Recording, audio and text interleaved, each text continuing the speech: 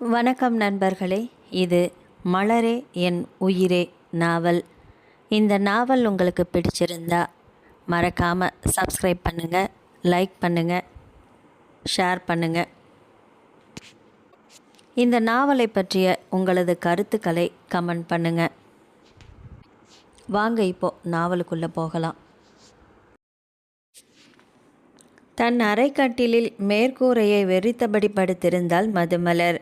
வீட்டில் நிலவிய அமைதி கூட அவளுக்கு எதிராகவே தீர்ப்பளித்தது போல தோன்றியது.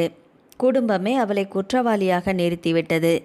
அவள் என்ன சொன்னாலும் தன் தரப்பு நியாயத்தை சொல்ல யாரும் ஒரு கணம் கூட நின்று கேட்க தயாராக இல்லை. மனம் நொறுங்கி அவளின் கண்களிலிருந்து கண்ணீர் ஆறாக வழிந்தது. வீட்டின் சூழ்நிலையே தலைகீழாக மாறியிருந்தது. யாரும் அவளிடம் முகம் கொடுத்து பேசவில்லை. வீட்டில் இருந்த ஒவ்வொருவரும் அவளை ஒரு விரோதியை பார்ப்பது போலவே பார்த்தனர். அன்று நடந்த சம்பவத்துக்கு பிறகு அவள் வீட்டு படியை தாண்டியதே இல்லை. வெளியே செல்ல வேண்டும் என்ற விருப்பமும் அவளுக்குள் எழவில்லை. அதைவிட வீட்டார் அதற்கு அனுமதிக்கவும் இல்லை. தவறே செய்யாத தன்னை இப்படி தண்டிக்கும் சொந்தங்களை பார்க்க பார்க்க அவர்கள் மீதான வெறுப்பும் வேதனையும் அவளுக்குள் பொங்கி பெருகியது. அதனால் அறைக்குள்ளேயே தன்னை முடக்கி கொண்டாள். அன்று கல்லூரி முடிந்து வெளியே வந்தபோது இறுதி ஆண்டு மாணவனான குமார் அவளை வழிமறித்தான். அவன் காதலை ஏற்றுக்கொள்ளும்படி மீண்டும் மீண்டும் வற்புறுத்தி கொண்டிருந்தான். ஆனால் மதுமலரோ அவனை காயப்படுத்தாமல் மறுத்துவிட வேண்டும் என்ற எண்ணத்தில் மிகவும் பொறுமையாகவே பேசி கொண்டிருந்தாள். குமார், எனக்கு படிப்பில் தான் ஆர்வம், காதல் பண்ணுகிற எண்ணமே எனக்கு இல்லை.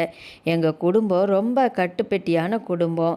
இந்த விஷயம் எங்கள் அப்பாவுக்கோ எங்கள் அண்ணனுக்கோ தெரிஞ்சால் என்னை உயிரோடையே விட மாட்டாங்க. தயவு செஞ்சு என்னை புரிஞ்சுக்கோ குமார், என்னை படிக்க விடு. உனக்கு என்னை விட நல்ல பொண்ணாக கிடைப்பா. அவளை கல்யாணம் பண்ணிக்கிட்டு சந்தோஷமாக வாழு. தேவையில்லாமல் ஏன் பின்னாடி சுற்றி உன் வாழ்க்கையையும் வீணாக்கிக்காத. முக்கியமாக இது மட்டும் எங்கள் அண்ணனுக்கு தெரிஞ்சதுன்னா உன்னை கொன்னே போட்டுடுவான். அவள் எவ்வளவோ அமைதியாக எடுத்து சொல்லியும் குமார் கேட்கும் மனநிலையில் இல்லை. மது, ப்ளீஸ், உன்னை விட்டால் எனக்கு வாழ்க்கையே இல்லை மது. என் காதல் உண்மையானது, ஒரே ஒரு வாய்ப்பு கூட என்று சொல்லிக்கொண்டே அவளது இரு கைகளையும் பிடித்து கொண்டு கெஞ்சினா. அந்த நேரம்தான் அங்கு காரில் வந்திறங்கிய கோபிநாத்தின் கண்களில் அந்த காட்சி பட்டது. ஒரே பாய்ச்சலாக அவர்கள் அருகே வந்தவன் குமாரின் சட்டையை பிடித்து இழுத்து ஓங்கி ஓங்கி அவன் கன்னத்தில் அறைவிட்டான். இன்னொரு தடவை என் தங்கச்சிக்கிட்ட நீ பேசுகிறத பார்த்தேன், இல்லை அவளை பார்க்குறதையோ பார்த்தேன், உயிரோடையே இருக்க மாட்டேன். அவனது குரலே சுற்றி இருந்தவர்களை நடுங்க வைத்தது. அடுத்த நொடியே மதுமலரின் கையை பிடித்து இழுத்தபடி கார் அருகே கொண்டு வந்து முன் கதவை திறந்து அவளை உள்ளே தள்ளிவிட்டான். அவனுடைய வேகத்திலேயே அவனது கோபத்தின் அளவு புரிந்தது மதுமலருக்கு. அந்த நேரத்தில் தான் சொல்லும் எந்த விளக்கத்தையும் அண்ணன் கேட்கப் போவதில்லை என்பதையும் அவள் நன்கு உணர்ந்திருந்தாள். கார் வேகமாக சாலையில் பறந்தது. காலேஜுக்கு உன்னை அனுப்பினது படிக்கத்தான், காதல் பண்ண இல்லை. நம்ம குடும்பத்துக்கு என்ன பேர் என்ன மரியாதைன்னு தெரியாதா உனக்கு? யாரோ ஒரு பையன்கிட்ட கையை பிடிச்சிட்டு நின்றுட்டுருக்க. இனிமேல் நீ எப்படி காலேஜ் வாசப்படியை மிதிக்கிறேன்னு நானும் பார்க்குறேன். வீடு வரும் வரை அவனது கோபம் தனியவே இல்லை. வீட்டை அடைந்ததும் காரிலிருந்து அவளை தரதர என்று இழுத்து வந்து வாசலில் தள்ளிவிட்டான். சத்தம் கேட்டு பதறியபடி ஓடி வந்த சிவகாமி, என்னடா கோபி, என்ன ஆச்சு என்று கேட்டார். உன் பொண்ணு பண்ணி வச்சிருக்கிற காரியத்தை கேளுமா. காசை கொட்டி காலேஜுக்கு அனுப்புனா அங்கே காதல் பண்ணிக்கிட்டு நிற்கிறாமா. காலேஜ் கேட்டுக்கு முன்னாடியே அந்த பையன் கையை பிடிச்சிக்கிட்டு 2 பேருமே நின்று கொஞ்சிக்கிட்டு இருக்கிறாங்க. இன்னும் எத்தனை பேர் இதை பார்த்தாங்களோ தெரியல. நம்ம மானம் மரியாதை எல்லாமே போச்சுமா என்று ஆத்திரத்தில் கத்தினான். அந்த நேரத்தில் வெளியிலிருந்து உள்ளே வந்த கோபாலன், என்னடா கோபி, என்ன நடந்துச்சு என்று கேட்டார். தந்தையிடமும் பார்த்ததையெல்லாம் கோபிநாத் கோபம் குறையாமல் சொல்லத் தொடங்கினான். அதே சமயம் அறைக்குள் ஓய்வெடுத்து கொண்டிருந்த கோபிநாத்தின் மனைவி கமலி வெளியே வந்து வாசலில் நின்றாள். வீட்டில் நடந்த அந்த பரபரப்பை அமைதியாக வேடிக்கை பார்த்து கொண்டிருந்த அவளது உதடுகளில் மெல்லிய ஏளன புன்னகை மலர்ந்தது. குடும்பத்தினர் வார்த்தைகளால் கொடுத்த அவமானத்தை விட கமலியின் கண்களில் தெரிந்த அந்த எக்களிப்பே மதுமலரின் மனதை ஆழமாக கிழித்தது. சிவகாமியோ மார்பில் அடித்துக்கொண்டு ஒப்பாரி வைத்தார். போச்சு, எல்லாம் போச்சு. நம்ம குடும்ப மானம் மரியாதை எல்லாமே போச்சு. பொம்பளை பிள்ளைய அடக்கி வளர்க்கணும்னு எத்தனை தடவை சொன்னேன். காலேஜுக்கு அனுப்ப வேண்டான்னு கெஞ்சினேன். யாராவது என் பேச்சை கேட்டிங்களா? பொண்ணு படித்தாதான் குடும்பம் முன்னேறும், 4 எழுத்து கற்றுக்கிட்டா வாழ்க்கை நல்லா இருக்குன்னு சொல்லி சொல்லி அனுப்புனீங்கல்ல. இப்போ பாருங்க, மானத்தை வாங்கிட்டு வந்து நிற்கிறா என்று கோபாலனை பார்த்து கத்தினாள். தாயின் ஒவ்வொரு வார்த்தையும் சாட்டையடியாக வந்து மதுமலரின் இதயத்தில் விழுந்தது. மெல்ல அவளது பார்வை தாயை நோக்கி திரும்பியது. அழுது அழுது சிவந்திருந்த கண்கள். அந்த நொடியில் ரத்தம் பாய்ந்தது போல சிவப்பேறி இருந்தது. புலம்பிக் கொண்டே இருந்தாள் தாய். அவளது குற்றச்சாட்டை அமைதியாக கேட்டுக்கொண்டு நின்றிருந்தார் தந்தை. நடந்ததற்கெல்லாம் சாட்சியே நான் தான் என்ற தோரணையில் கோபமாக நின்று கொண்டிருந்தான் அண்ணன் கோபிநாத். இந்த நாடகத்தை வேடிக்கை பார்த்து மனதிற்குள் கொண்டாடி கொண்டிருந்தாள் அண்ணி கமலி. அந்த வீட்டில் யாருமே ஒரு கணம் கூட நிதானமாக யோசிக்கவில்லை. மதுமலர் இப்படி செய்வாளா என்ற ஒரு கேள்வி கூட யாருடைய மனதிலும் தோன்றவே இல்லை. நடந்ததை ஆராயாமல் ஆளாளுக்கு விளக்கம் சொல்ல ஒரு வாய்ப்பு கூட அவளுக்கு கொடுக்காமல் அவள்தான் குற்றவாளி என்று தீர்ப்பளித்து விட்டார்கள். அவள் இப்படித்தான் என்று முத்திரையை குத்திவிட்டு ஒவ்வொருவரும் தங்களுக்கு தோன்றியபடியே பேசிக்கொண்டிருந்தார்கள். வேதனையில் அவளது நெஞ்சு கனத்தது. ஆனால் கண்களிலிருந்து கண்ணீர் வரவே இல்லை. அவர்கள் முன் அழுது தன்னை இன்னும் பலவீனமாக்கி காட்டிக்கொள்ள அவள் விரும்பவில்லை. உதடுகளை இறுக கடித்தபடி உணர்ச்சிகளை உள்ளுக்குள் புதைத்து கொண்டு நின்றாள். ஒரு வார்த்தை கூட பேசாமல் திரும்பி சென்றவள் தன் அறைக்குள் நுழைந்து கதவை மூடிக்கொண்டாள். கட்டிலில் வந்து விழுந்த பிறகுதான் இதுவரை அடக்கி வைத்திருந்த கண்ணீர் அடை உடைந்த வெள்ளம் போல பெருகியது. அந்த அளவுக்கு மனம் நொறுங்கி போயிருந்தது.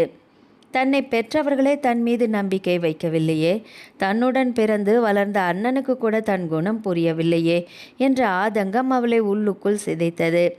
இவர்களுக்கே என்னை புரியாத போது இந்த வீட்டில் என்னை ஒரு எதிரியாக மட்டுமே பார்க்கும் அண்ணி கமலிக்கு மட்டும் எப்படி என்னை புரியும் என்ற எண்ணம் மனதை இன்னும் கனமாக்கியது. கண்ணீரால் நனைந்த தலையணையில் முகத்தை புதைத்து கொண்ட மதுமலர் தன் வாழ்க்கை எந்த நொடியில் இப்படி தலைகீழாக மாறிவிட்டது என்று நினைத்து மீண்டும் மீண்டும் உடைந்து அழுதாள். அறைக்குள் அடைந்து கிடந்தாலுமே வெளியில் ஹாலில் பேசப்பட்ட ஒவ்வொரு வார்த்தையும் மதுமலரின் காதுகளில் தெளிவாகவே வந்து விழுந்தது. அப்பா, இனி ஒரு நிமிஷம் கூட இவளை வீட்டில் வச்சிருக்கக்கூடாது. எந்த நேரம் அவனோட ஓடி போவாளோன்னு தெரியாது. கமலி அப்போவே சொன்னாலப்பா, +2 முடித்ததுமே படிப்பை நிறுத்திடுங்க, காலேஜில் சேர்க்க வேண்டான்னு. யாராவது கேட்டிங்களா? இப்போ பாருங்க, அவள் சொன்னதும் சரியாக தானே போச்சு. கோபத்தில் கோபிநாத்தின் குரல் தங்கையின் மீது வெறுப்பை அதிகமாக கக்கியது. அவன் பேசி முடிப்பதற்குள் கமலியும் தன் பங்குக்கு அங்கே எரிந்து கொண்டிருக்கும் தீயில் எண்ணெயை ஊற்றினாள்.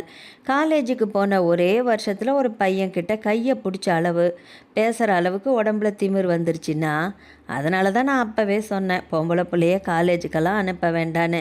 இப்போ எல்லாருக்கும் புரியுதா நான் சொன்னதோட அர்த்தம்? அவளது வார்த்தைகளில் அக்கறையை விட காழ்ப்புணர்ச்சி அதிகமாக இருந்தது. இப்போ என்னடா பண்ணுறது என்று சிவகாமி கலக்கத்தோடு பேசினார். திடுதிப்புன்னு மாப்பிள்ளைக்கு எங்கே போகிறது? இவளை பற்றி தெரிஞ்சா எவனாவது வந்து கல்யாணம் பண்ணிக்க முன் வருவானா? தாயின் கவலைக்கு பதில் சொல்ல காத்திருந்தவள் போல உடனே வாயை திறந்தாள் கமலி. அதுக்கு தான் நான் ஒரு வழி சொல்கிறேன் அத்தை. எதுக்கு வெளியில் மாப்பிள்ளை தேடி அலையணும்? எங்கள் அண்ணன் தான் இருக்கிறாரே, நம்ம அந்தஸ்துக்கும் சொத்துக்கும் தகுதியானவர் தானே எங்கள் அண்ணன். ஒரு கணம் நிறுத்தியவள் வேண்டுமென்றே அடுத்த வார்த்தைகளை மெதுவாக உதிர்த்தாள். என்ன 2வது கல்யாணம்தான், 3 வயசில் ஒரு குழந்தை இருக்குது, அண்ணி இறந்துட்டாங்க, அதுதான் ஒரே குறை. ஆனால் அதை பெருசாக எடுத்துக்க வேண்டிய அவசியமே இல்லையே. அவள் உதட்டில் மெல்லிய புன்னகை படர்ந்தது. அதுவும் இல்லாமல் இவளும் வேற ஒரு பையனை லவ் பண்ணிட்டு வந்து நிற்கிறா. இப்படி இதை மறைச்சி வேற யாருக்காவது கட்டி கொடுத்தோம்னா பின்னாடி உண்மை தெரிஞ்சு பிரச்சனை வந்தா என்ன பண்ணுறது? நாம் வாழ்க்கையை தொலைச்சிட்டு திரும்ப நம்ம வீட்டுக்கே தான் வருவா. காலம் பூராவும் அவளை பார்த்துக்கிட்டு நாம் கண்ணீர் விட்டு கதறணும். கமலி சொல்லிய ஒவ்வொரு வார்த்தையும் கணக்கு போட்டது போல மனதில் இறங்கியது. அதுக்கு பதிலாக எங்கள் அண்ணனுக்கே கட்டி கொடுத்துட்டோம்னா அவரும் அவளை நல்லா பார்த்துப்பாரு, நானும் அந்த வீட்டு பொண்ணு கொடுத்து பொண்ணு எடுக்கிற மாதிரி 2 குடும்பமும் எப்போதுமே ஒன்றுக்குள்ளே ஒன்றா இருந்துக்கலாம் இல்லை? அவள் சொன்னது ஒரு ஆலோசனை அல்ல, நெடுநாளாக மனதில் வைத்திருந்த திட்டத்தை சரியான நேரம் பார்த்து நிறைவேற்ற முயற்சித்து கொண்டிருந்தாள். வெளியே சில நொடிகள் அமைதி நிலவியது. அந்த அமைதியே மதுமலரின் இதய துடிப்பை அதிகப்படுத்தியது. அறைக்குள் இருந்து அவளது நெஞ்சம் திக் திக் என்று பலமாக அடித்து கொண்டது. கமலி சொன்னது சாதாரண பேச்சா? தன் வாழ்க்கையை பற்றிய முடிவை தன்னிடம் ஒரு வார்த்தை கூட கேட்காமல் வெளியே அமர்ந்திருந்தவர்கள் எடுத்துக்கொண்டிருக்கிறார்கள் என்பதை உணர்ந்தவளின் உடலெங்கும் ஒரு இனம் புரியாத பயம் பரவியது. தன்னை விட 15 வயது மூத்தவன், ஏற்கனவே ஒரு திருமணம் முடிந்து 3 வயது குழந்தைக்கு தந்தையானவன், அவனை தன் கணவனாக நினைக்கிறார்களா? அந்த எண்ணம் மதுமலரின் இரத்தத்தை உறைய வைத்தது. இந்த அண்ணி கமலிக்கு நான் அப்படி என்ன துரோகம் செய்துவிட்டேன்? கல்யாணமாகி இந்த வீட்டுக்கு வந்த நாளிலிருந்து என் மேலே மட்டும் ஏன் இவ்வளவு வன்மம் இவளுக்கு? மதுமலராக அதற்கான பதிலை இன்று வரை கண்டுபிடிக்க முடியவில்லை தான். கோபிநாத்துக்கு திருமணம் நடந்தபோது அவள் 12ஆம் வகுப்பு படித்து கொண்டிருந்தாள். 17 வயதின் துருதுருப்பும் இயற்கை கொடுத்த எழிலும் கலந்து பார்த்தவர்களின் பார்வையை ஒரு கணம் திரும்பி பார்க்க வைக்கும் அழகில் மிளிர்ந்தாள். கமலியும் அழகானவள்தான். ஆனால் திருமண நாளிலேயே மதுமலரை முதன்முறையாக பார்த்த அந்த நொடியிலிருந்தே அவளது மனதில் ஒரு இனம் புரியாத பொறாமை வேரூன்றியது. என்னை விட இந்த பெண்ணைத்தானே எல்லாருமே ரசிக்கிறார்கள் என்ற எண்ணம் நாளடைவில் போக போக வெறுப்பாக மாறியது. அந்த வெறுப்பே காலப்போக்கில் வன்மமாக வளர்ந்தது. அண்ணி என்ற உறவை விட போட்டியாளினியாகத்தான் கமலி மதுமலரை பார்த்தாள். கோபிநாத்துக்கு திருமணமாகி 1.5 வருடங்கள் கடந்திருந்தாலும் இன்னும் அவர்களுக்கு குழந்தை பாக்கியம் இல்லை. திருமணத்துக்கு முன்பு வரை தங்கையின் மீது உயிரையே வைத்திருந்த கோபிநாத் கமலி வீட்டுக்கு வந்த பிறகும் கொஞ்சம் கொஞ்சமாக மாறிப்போனான். அவளது பேச்சு, அவளது சந்தேகங்கள், அவளது தோண்டல்கள் எல்லாமே சேர்ந்து அண்ணன் தங்கை பாசத்தை கொஞ்சம் கொஞ்சமாக அழித்து விட்டது. இப்போது தங்கைக்காக ஒரு வார்த்தை பேசக்கூட அவன் தயாராக இல்லை. மூத்த மகன் என்பதால் சிவகாமிக்கும் கோபிநாத் மீது அளவு கடந்த பாசம். அவன் சொல்வது தான் சரி என்ற நம்பிக்கையில் அவள் ஒருபோதும் அவனை எதிர்த்து பேசியதே இல்லை. இந்த வீட்டில் தன் மீது உண்மையான அன்பு வைத்திருந்த ஒரே மனிதர் தந்தை கோபாலன் தான். ஆனால் இப்போது அவருமே அமைதியாக இருந்தார். கமலியின் திட்டத்தை கேட்டு அதை மறுத்து ஒரு வார்த்தை கூட பேசாமல் அமைதியாக அமர்ந்திருந்த தந்தையின் மௌனம் மதுமலரின் இதயத்தை இன்னும் அதிகமாக காயப்படுத்தியது. அப்பாவுக்கு கூட என் மேலே நம்பிக்கை இல்லையா என்ற கேள்வி அவள் மனதை அரித்தது. வெளியே நடந்த உரையாடல் இன்னும் முடிவடையவில்லை. ஆனால் மதுமலரின் உள்ளத்தில் ஒரு முடிவே ஏற்கனவே பயமாக உருவெடுத்திருந்தது. கமலியின் அண்ணனுக்கே தன்னை திருமணம் செய்து வைக்கப் போகிறார்கள். அந்த எண்ணம் தோன்றிய அடுத்த நொடியே அவளது உடல் முழுவதும் நடுக்கம் பரவியது. 2வது திருமணம், 3 வயது குழந்தைக்கு தாயாக வேண்டிய வாழ்க்கை, தான் விரும்பாத ஒருவனின் மனைவியாக வாழ வேண்டிய கட்டாயம். அந்த எதிர்காலத்தை நினைத்தாலே மூச்சு முட்டியது அவளுக்கு. கண்களை இறுக மூடியவள், கடவுளே, என் வாழ்க்கையை இப்படி தீர்மானிக்க விட்டுவிடாதே என்று மனதிற்குள் கதறினாள். கோபாலனின் குடும்பம் காரமடை அருகே தலைமுறையாக செழித்து வாழ்ந்த பெரிய பண்ணையார் குடும்பம். ஏக்கர் கணக்கில் விளைநிலங்கள், தென்னந்தோப்புகள், மாட்டுப்பண்ணைகள், காய்கறி தோட்டங்கள் என்று வசதிக்கு குறைவே இல்லை. அந்த சொத்துக்களையும் விவசாய பணிகளையும் முழுமையாக கவனித்து கொண்டிருந்தவர்கள் கோபாலனும் அவரது மூத்த மகன் கோபிநாத்தும் தான். கமலியின் குடும்பமும் மேட்டுப்பாளையத்தைச் சேர்ந்த வசதியான பண்ணையார் குடும்பம்தான். அந்தஸ்திலும் செல்வத்திலும் இரு குடும்பங்களும் ஏறக்குறைய சமமானவையே. கமலி 12ஆம் வகுப்பு வரை படித்துவிட்டு அதன் பிறகு படிப்பை நிறுத்தி 2 ஆண்டுகள் வீட்டிலேயே இருந்தாள். அதன் பிறகுதான் பெரியவர்களாக பார்த்து இரு குடும்பங்களின் சம்மதத்தோடு கோபிநாத்துக்கு திருமணம் செய்து வைக்கப்பட்டது. ஆனால் கமலியின் குடும்பத்தில் எல்லாமே வெளியில் தெரிந்தது போல நேர்த்தியாக ஒன்றும் இல்லை. அவளுடைய அண்ணன் பரம குடிகாரன். குடித்துவிட்டு வீட்டுக்கு வந்து மனைவியை அடிப்பதும் அவமானப்படுத்துவதும் அவனுக்கு அன்றாட வழக்கமாக இருந்தது. அவனது கொடுமையை தாங்க முடியாமல் அவனது மனைவி கற்பகவல்லி ஒரு நாள் தூக்கிட்டு தற்கொலை செய்து கொண்டாள். அந்த உண்மையை வெளியில் தெரியாமல் மறைத்துவிட்டு வேறு காரணங்களை சொல்லி குடும்பத்தின் மானத்தை காப்பாற்றி கொண்டிருந்தனர். இப்போது அதே குடிகார அண்ணனுக்கே மதுமலரை 2வது மனைவியாக கட்டி வைக்க திட்டமிட்டு கொண்டிருந்தாள் கமலி. அது மதுமலரின் வாழ்க்கையை அழித்துவிடும் என்பதை அவள் நன்றாகவே அறிந்திருந்தாள். ஆனால் அதை பற்றிய கவலை அவளுக்கு துளியும் இல்லை. என் அண்ணனுக்கு ஒரு வாழ்க்கை கிடைக்கும், அதே நேரத்தில் மதுமலரையும் பழி வாங்கிய திருப்தி கிடைக்கும் என்ற கொடிய எண்ணம் தான் அவள் மனதில் ஓடிக்கொண்டிருந்தது. அந்த கணக்கோடு தான் ஒவ்வொரு காயாக நகர்த்தி கொண்டிருந்தாள். கமலி சொன்ன யோசனையை சிவகாமி மனதிற்குள் ஏற்கனவே ஏற்றுக்கொண்டிருந்தார். ஆனால் கோபாலனின் மனம் மட்டும் அதற்கு சம்மதிக்கவில்லை. அந்த குடிகாரனின் குணம் எனக்கு தெரியாதா? என் பெண்ணை அவனிடம் கொடுத்து அவள் வாழ்க்கையை நானே அழிக்கணுமா என்ற கேள்வி அவரை மனதை வாட்டியது. இருந்தாலும் மனைவியையும் மகனையும் எதிர்த்து பேசும் துணிச்சல் அவருக்கு அப்பொழுது இல்லை. மௌனமாக அமர்ந்தபடியே என்ன செய்வது என்று யோசித்து கொண்டிருந்தார். என்னங்க, பையன் சொல்கிறது சரிதானே என்று சிவகாமி மீண்டும் பேச்சை தொடங்கினார். நம்ம கமலி என்னைக்காவது தப்பான யோசனை பண்ணியிருக்காளா? நம்ம பொண்ணு பண்ணி வச்சிருக்கிற காரியத்துக்கு அவளுக்கு வாழ்க்கை அமையிறதே பெருசு. நாளைக்கு வெளியில் சம்பந்தம் பார்த்தா இந்த விஷயம் தெரிஞ்சால் வேண்டான்னு சொல்லிட்டாங்கன்னா என்ன பண்ணுவீங்க? அதனால் சீக்கிரமாக ஒரு நல்ல முடிவை சொல்லுங்கள். மனைவியின் வற்புறுத்தலை அமைதியாக கேட்டுக்கொண்டிருந்த கோபாலன் நீண்ட பெருமூச்சை விட்டார். நாளைக்கு பேசிக்கலாமே சிவகாமி, அவசரப்பட்டு எந்த முடிவும் எடுக்க வேண்டாம், அவ்வளவுதான் சொன்னார். அதற்கு மேல் ஒரு வார்த்தை கூட பேசாமல் எழுந்து வெளி திண்ணைக்கு சென்று விட்டார். அவர் சென்றதுமே சிவகாமி உதட்டை சுளித்தார். இவர் எப்பவுமே நாம் சொல்கிறத கேட்க மாட்டாரு, இன்னைக்கு மட்டும் எப்படி கேட்பாரு என்று அழுத்து கொண்டவர் மகனை பார்த்து, டே கோபி, நீ ஆக வேண்டிய வேலையை பாருடா, நம்ம முடிவுக்கு கட்டுப்படாமல் அவர் எங்கே போயிட போகிறாரு என்றால் உறுதியாக. அந்த வார்த்தையை கேட்ட கமலியின் உதடுகளில் மெதுவாக ஒரு வெற்றி புன்னகை மலர்ந்தது. தன் திட்டம் நினைத்தபடியே நகர்ந்து கொண்டிருப்பதை உணர்ந்தவள் கண்களில் வன்மம் மின்ன அமைதியாக சிரித்து கொண்டாள். வாசல் திண்ணையில் அமைதியாக அமர்ந்திருந்த கோபாலனால் வீட்டுக்குள் இன்னொரு நொடி கூட இருக்க முடியவில்லை. மனதுக்குள் எழுந்த குழப்பம் நெஞ்சை அழுத்தி கொண்டே இருந்தது. மெல்ல எழுந்தவர் வீட்டின் பின்புறம் விரிந்து கிடந்த தென்னந்தோப்பை நோக்கி நடந்தார். மாலை நேர காற்று இதமாக வீசியது. தென்னை ஓலைகள் ஒன்றோடொன்று உரசிக்கொண்டு எழுப்பிய சலசலப்பு சத்தம் மட்டும் அந்த அமைதியை உடைத்தது. ஆனால் அந்த இயற்கையின் அமைதியால் கூட கோபாலனின் மன கொந்தளிப்பை அடக்க முடியவில்லை. மகளின் கண்ணீரால் நனைந்த முகம், கமலி பேசிய விஷம் கலந்த வார்த்தைகள், மனைவியும் மகனும் எடுத்த முடிவு எல்லாமே மாறி மாறி அவரது நினைவில் வந்து மனதை பிழிந்தது. அந்த குடிகாரனுக்கா என் பொண்ணை கட்டி கொடுக்கறது? அது மட்டும் என்னால் முடியாது என்று மனம் மீண்டும் மீண்டும் நினைத்து மறுத்தது. ஆனால் வீட்டுக்குள் அதை வெளிப்படையாக எதிர்க்கும் தைரியமும் அப்போது அவருக்கு இல்லை. என்ன செய்வது என்று தெரியாமல் சில நிமிடங்கள் தோப்புக்குள் குறுக்கும் நெடுக்குமாக நடந்தவர் திடீரென்று ஏதோ முடிவு எடுத்தவரைப் போல சட்டை பைக்குள் கையை விட்டார். அதிலிருந்த கைபேசியை எடுத்து சில நொடிகள் திரையை பார்த்து கொண்டிருந்தார். பிறகு தயக்கத்துடன் ஒரு எண்ணை அழுத்தினார். அது அவரது தங்கை ராஜாத்தியின் எண். ராஜாத்தி ஏற்காட்டில் தன் குடும்பத்தோடு வசித்து வந்தாள். கோபாலனுக்கு தங்கையை விட நெருக்கமான உறவு வேற யாருடனும் இல்லை. மனதில் எந்த குழப்பம் வந்தாலும் முதலில் ஆலோசனை கேட்பது அவளிடம் மட்டும்தான். அழைப்பு இணையும் வரை அவரது இதயம் வேகமாக துடித்தது. இந்த சிக்கலிலிருந்து மகளை காப்பாற்ற தங்கையால் ஏதாவது ஒரு வழி சொல்ல முடியுமா என்ற சிறிய நம்பிக்கை மட்டும் அவரது மனதில் மெல்ல துளிர்விட்டது. தோப்பின் நடுவே நின்றபடி நடுங்கும் விரல்களால் தங்கையின் எண்ணெய் அழுத்தினார் கோபாலன்.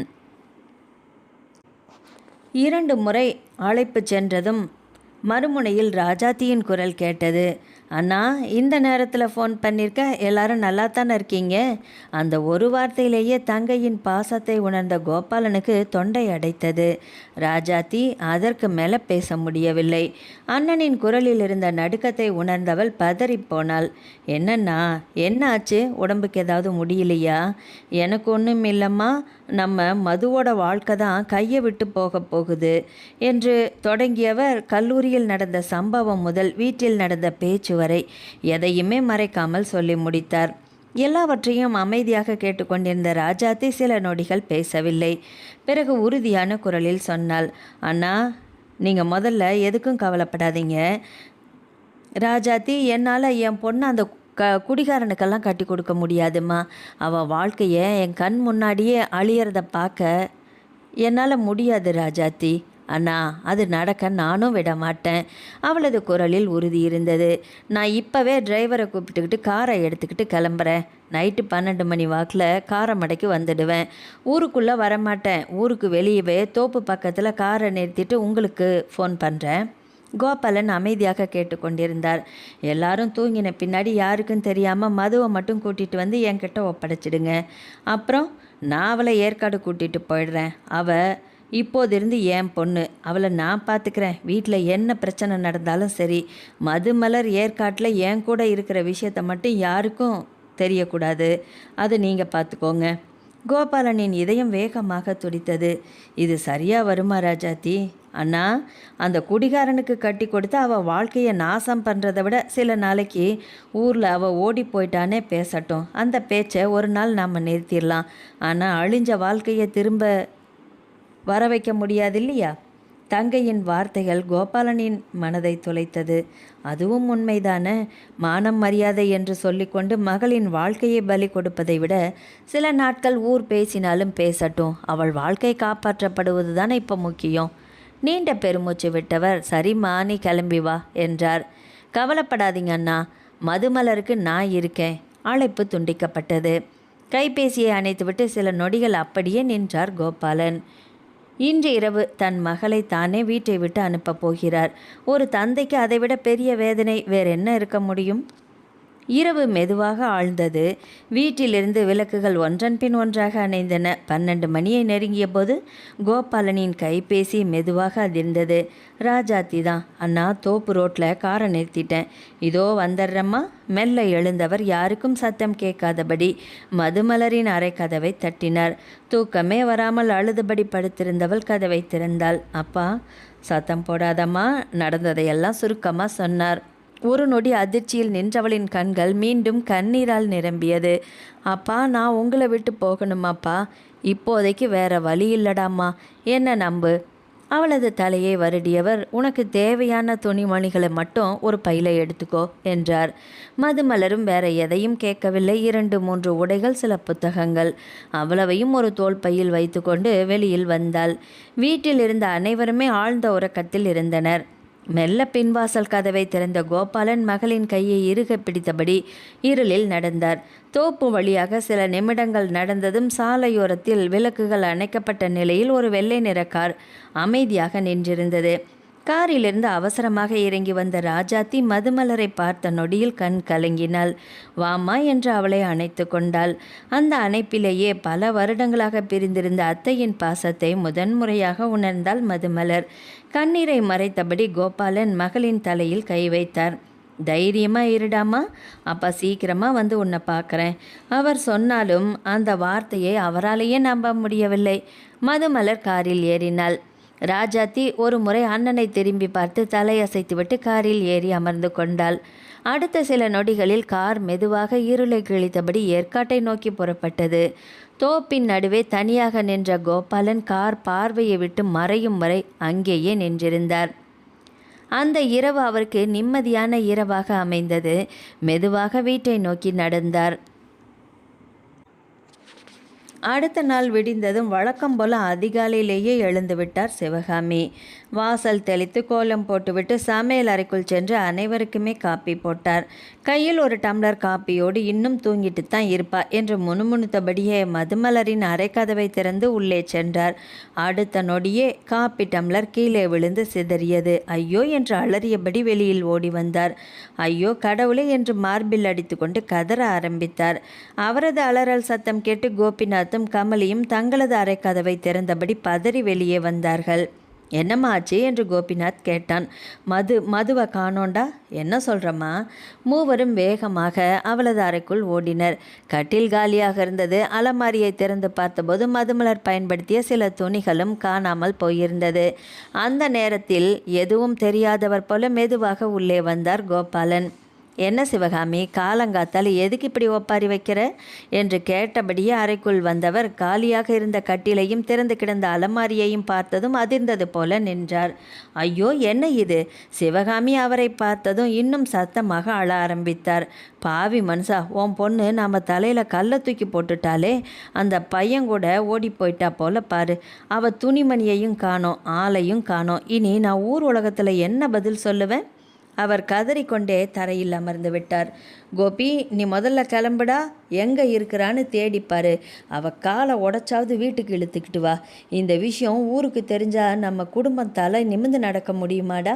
கோபிநாத்தின் முகம் கோபத்தில் சிவந்தது. நான் சொன்னேன்லடா அவள் இதை பண்ணுவான்னு. இப்போ பாருங்க, நான் கண்ணில் நம்ம கண்ணிலேயே மண்ணை தூவிட்டு ஓடிட்டா என்று பல்லை கடித்தான்.